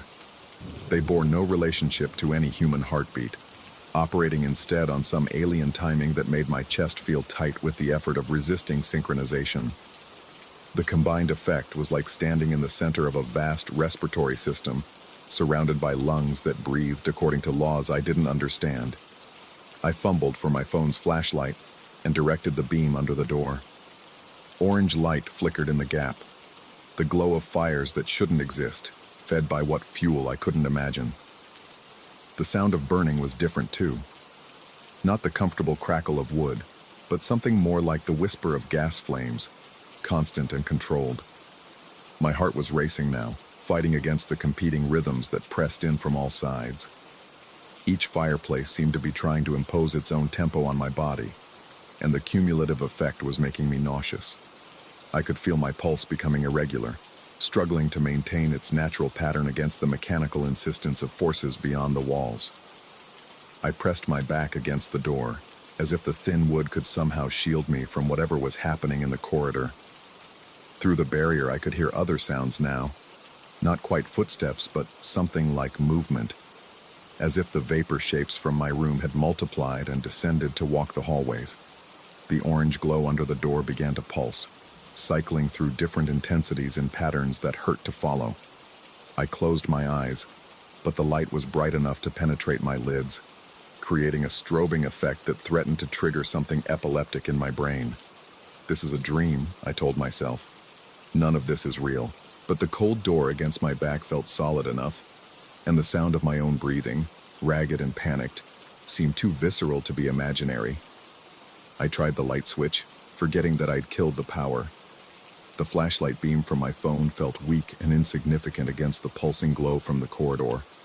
In its pale light, I could see that the heater remained silent, its vents dark and still, but the temperature in the room was rising anyway, as if heat was bleeding through the walls from the impossible fires beyond. Minutes passed, or perhaps hours. Time felt elastic, unreliable. The rhythmic breathing of the corridor fireplaces continued, sometimes synchronizing briefly into a single massive inhalation, sometimes fragmenting into chaos. During the synchronized moments, I could feel my own body trying to match the pattern, my chest rising and falling in time with forces that existed somewhere between the mechanical and the organic. Gradually, I became aware that the sounds were changing, becoming more inhabited. What had started as simple mechanical breathing now carried undertones of something else. Whispers, perhaps, or the echo of distant conversations. The vapor shapes I'd seen earlier seemed to have found their voices, and they were discussing something urgent in languages that predated human speech. I found myself straining to understand, leaning closer to the door despite every instinct screaming at me to get as far away as possible. The words, if they were words, seemed almost familiar, like half-remembered fragments from dreams or childhood stories told in languages I'd never learned. As dawn light began to seep through the small window, the intensity of the phenomenon started to ebb. The fireplaces didn't go out all at once, but rather faded one by one, their rhythms slowing like hearts gradually stopping. The whispers became fainter, the orange glow dimmer, until finally the corridor fell silent. I waited another hour before opening the door. The hallway looked exactly as it had when I'd arrived 3 days earlier. A narrow passage with faded wallpaper and worn carpet, lined with doors to other guest rooms. No fireplaces, no scorch marks, No evidence that anything unusual had occurred. But when I placed my hand against my chest to check my pulse, I found something that made my blood run cold. My heart was beating in a rhythm I didn't recognize. Not the steady, familiar pattern I'd known my entire life, but something else entirely. Something that felt alien and imposed, as if my body had been reprogrammed during the night by forces that existed in the spaces between physics and psychology. I packed my belongings and checked out within the hour, offering no explanation to the confused hostel owner. As I loaded my rental car, I caught a glimpse of my room's window from the outside. For just a moment, I could swear I saw vapor rising from behind the glass, forming shapes that waved goodbye. The drive down from the mountains was uneventful, but the new rhythm in my chest persisted. It persists still, weeks later, back in the familiar chaos of São Paulo. My doctor finds nothing wrong. My heart is healthy, he assures me, beating with perfect regularity. But he's measuring the wrong thing. He's listening for the rhythm I used to have, not the one I carry now. Sometimes late at night in my apartment, I hear the heating system kick on, and for just a moment, I think I recognize the pattern it follows. The same alien timing that now governs the most essential function of my body. I've started wondering if I brought something back from the Andes, something that lives in the space between heartbeats, in the pause between inhalation and exhalation, something that has made a home in the mechanical rhythms that surround us every day, waiting for the right moment to remind us that we are never truly alone in the spaces we think we control. The heater in my apartment breathes differently now, or perhaps I'm the one who has changed, and I'm finally hearing what was always there, the sound of a world that operates according to laws we've never learned to recognize, conducted by a heartbeat that was never entirely our own.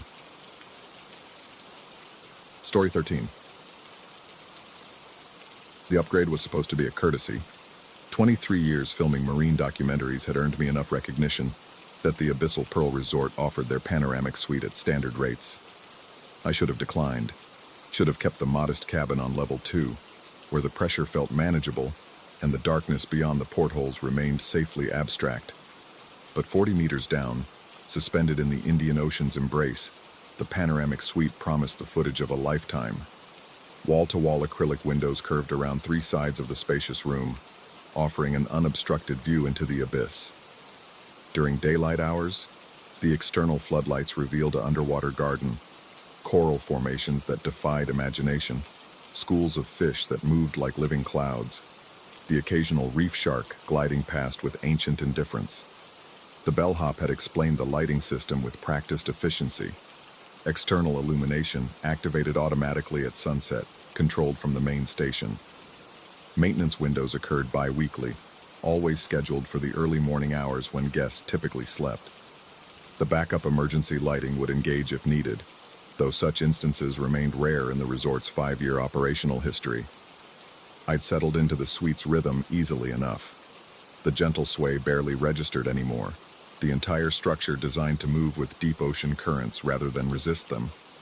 The constant whisper of water against acrylic had become a lullaby. My equipment filled one corner. Cameras, lights, waterproof housings, batteries charging in neat rows. Tomorrow's dive would take me to the thermal vents 3 kilometers south, where bioluminescent creatures gathered in numbers that defied scientific explanation. Sleep had come easily that first night, and the second. On the third night, exhaustion from a difficult shoot should have guaranteed another 8 hours of uninterrupted rest. My internal clock rarely failed me. Decades of pre-dawn shoots had trained my body to wake at precise intervals.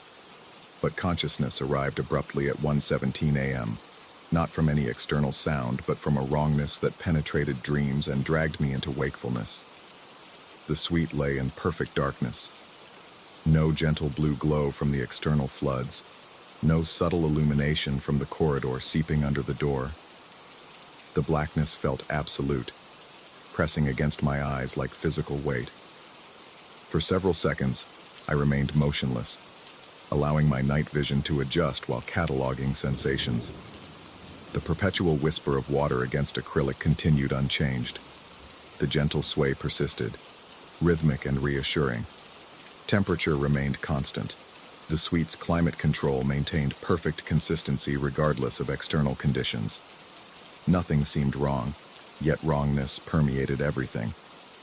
I reached for the bedside controls, fingers finding the familiar panel in darkness. The room's internal lighting responded immediately, casting warm illumination across polished surfaces and expensive furnishings. Through the curved windows, absolute darkness stretched beyond the acrylic, not the deep blue of ocean depths, but genuine void, as if the structure floated in space rather than water. The maintenance notice had mentioned this possibility. External lighting systems required periodic servicing, and such work occurred during minimal disturbance hours. The darkness would lift by morning, revealing the familiar underwater landscape. Yet something about the quality of that darkness felt different than simple absence of artificial illumination. It seemed too complete, too hungry. I approached the main viewing wall, where during daylight hours schools of tropical fish performed their endless dance. The acrylic stretched floor to ceiling, nearly 4 meters of engineered transparency designed to withstand pressures that would crush conventional glass instantly. My reflection stared back, a lean figure in cotton pajamas, graying hair disheveled from sleep, eyes wider than they should be. Behind my reflection, darkness pressed against the window like solid matter. Movement caught my peripheral vision.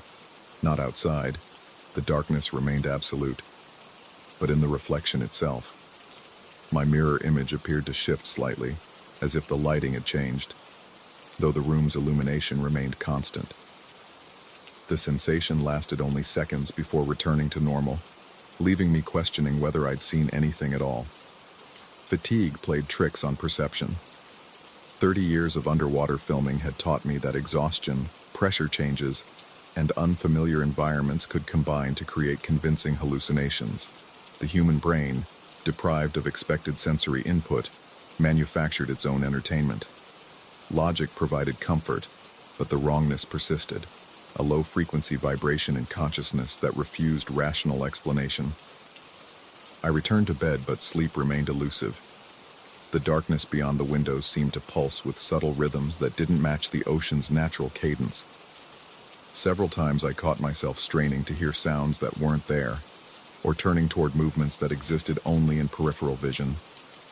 The suite's familiar dimensions felt altered, as if the walls had shifted inward by degrees too small to measure, but large enough to notice. By 2:30 a.m., I abandoned attempts at rest. The coffee maker in the suite's kitchenette responded to familiar motions. Measure, pour, wait for the reassuring gurgle of brewing.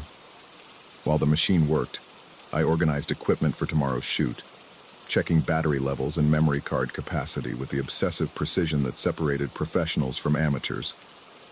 Routine provided comfort, anchoring consciousness to practical concerns instead of letting it drift toward less rational territories.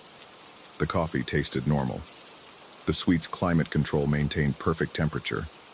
Nothing had changed, yet everything felt different, as if I experienced familiar sensations through altered perception. The darkness outside pressed more urgently against the windows, and I found myself avoiding direct looks at the acrylic walls, preferring to observe them through peripheral vision where their absolute blackness felt less oppressive. At 3:15 a.m., the first mark appeared. I'd been reviewing dive plans on my tablet, sitting at the suite's dining table with my back to the main viewing wall. The reflection of the room's lighting created a faint double exposure in the tablet's screen. My figure, the table, the kitchenette beyond. Normal reflections, predictable and comforting. Then something shifted in that reflected image, a variation so subtle I almost dismissed it as eye strain. When I turned to look directly at the window, the mark was there. A handprint pressed against the acrylic from outside, fingers splayed wide, palm flat against the surface. The outline was clearly visible, not as a reflection, but as if someone had pressed their hand against the glass and left an impression that caught and held the room's lighting. The proportions seemed human, but wrong in ways that made my stomach clench. The fingers stretched too long, joints positioned at angles that suggested additional segments. Where fingertips should have been, circular marks dotted the glass. Not fingerprints, but something else entirely. I approached slowly, heart rate accelerating despite rational attempts to control physiological responses. The mark remained constant, showing no wavering that might indicate reflection, or optical illusion. As I drew closer, details became more apparent. The circular marks at the finger ends displayed radiating patterns, concentric rings surrounding central points that resembled organic suction cups. 3 feet from the window, I stopped. The handprint covered an area easily twice the size of my own palm, positioned at shoulder height directly in front of where I'd been sitting. If someone had been outside in diving gear, the print would have been accompanied by other signs. Equipment lights, the glow of instruments, bubbles from breathing apparatus. The darkness beyond the acrylic remained absolute. I placed my own hand against the glass, matching the gesture but from inside. My palm aligned roughly with the center of the mark, but my fingers fell short of its extremities by several inches. The acrylic felt cold against my skin, vibrating slightly with the ocean's pressure. Through the glass, I could feel that vast weight of water, tons of liquid pressing inward, held back by engineered transparency that suddenly seemed impossibly fragile. The mark began to fade as I watched, not quickly, but with gradual dissolution that suggested retreat rather than simple evaporation. The suction cup patterns disappeared first, followed by the finger outlines, until only a faint suggestion of the palm remained. Then that too vanished, leaving unmarked acrylic that showed no sign of ever having been touched. I pressed my face closer to the glass, breath fogging the surface as I peered into the darkness beyond. Nothing moved in that absolute void.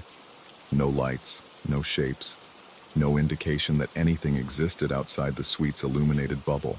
Yet the handprint had been real, too detailed and consistent to dismiss as hallucination, too specific to explain as condensation patterns or optical effects. The coffee had gone cold. I prepared another cup, hands moving through familiar motions while my mind processed what I'd witnessed. Rational explanations existed. The resort employed maintenance divers for external repairs.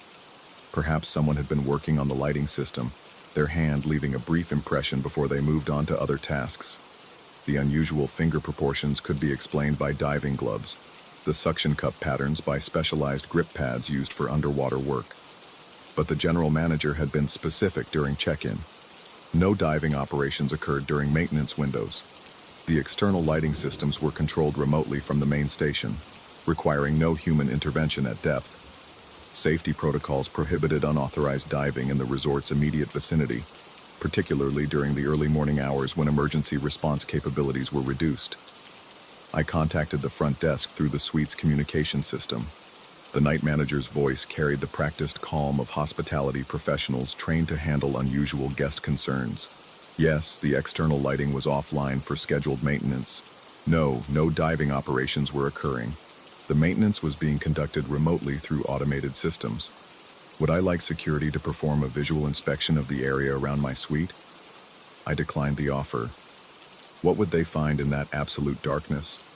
How would they explain a handprint that had already faded, leaving no physical evidence of its existence? The suggestion that I might have imagined the entire incident hung unspoken in the conversation's pauses. After ending the call, I resumed my position at the dining table, but facing the windows this time. If the mark returned, I wanted to observe its formation rather than discovering it after the fact.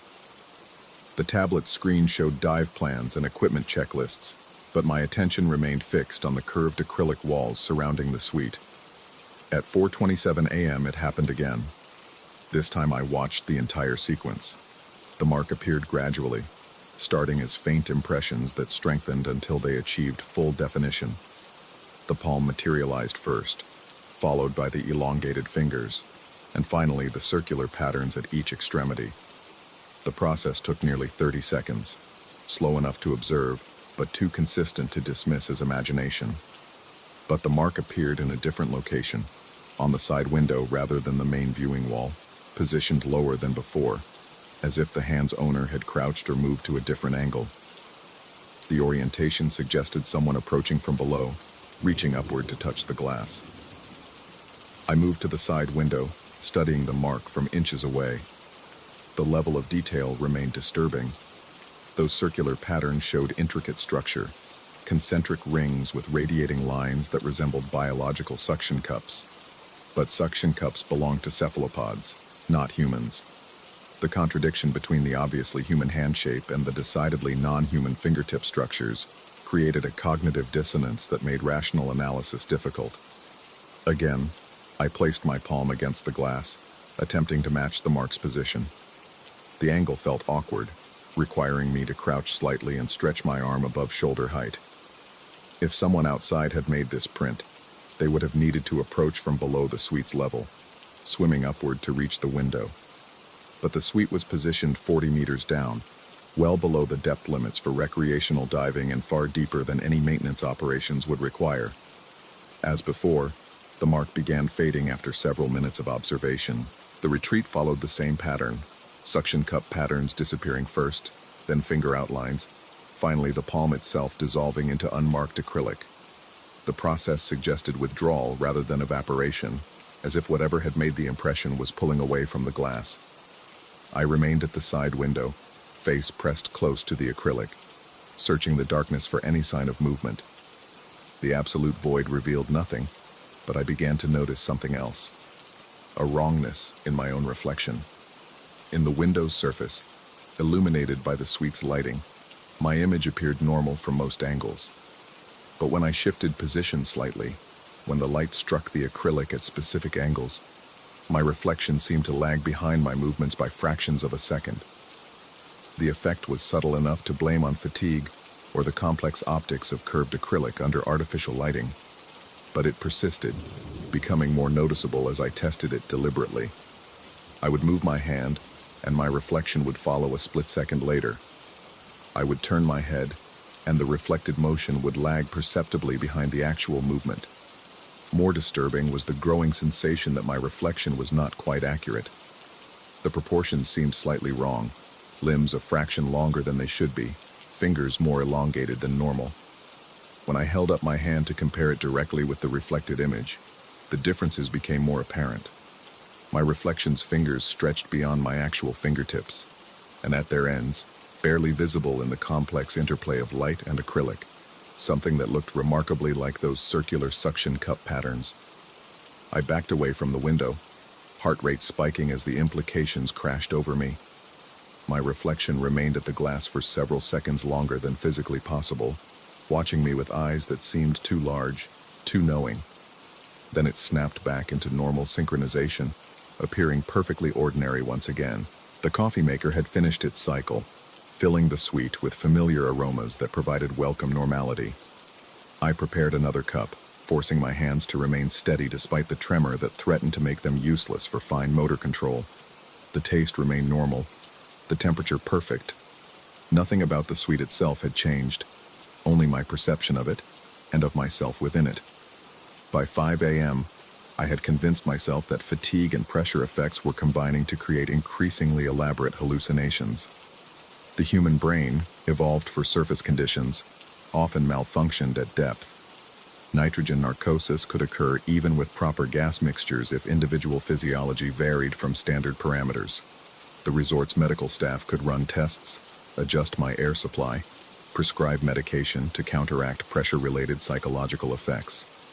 But the handprints had been real, too detailed, too consistent, too specific to dismiss as neural misfiring. And if they were real, their implications demanded consideration regardless of psychological comfort. At 5:47 a.m., the third mark appeared, this time on the rear window, the one facing away from the main current. I'd been watching the side windows, expecting repetition of the previous pattern. The mark appeared without warning in my peripheral vision, larger than the others, positioned higher on the glass, oriented as if someone had pressed both hands against the acrylic simultaneously. But when I turned to look directly, only one handprint remained visible. The other faded as I watched, dissolving with the same gradual retreat I'd observed before.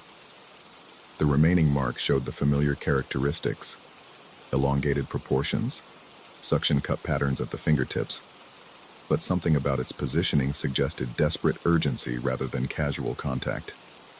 I approached cautiously, noting how the mark was placed at the very top of the window, nearly at the ceiling line.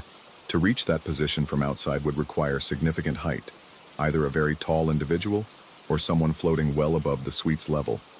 The implication that something was descending from the darkness above to touch the windows made my throat constrict. As I studied the mark, movement caught my eye in the glass itself.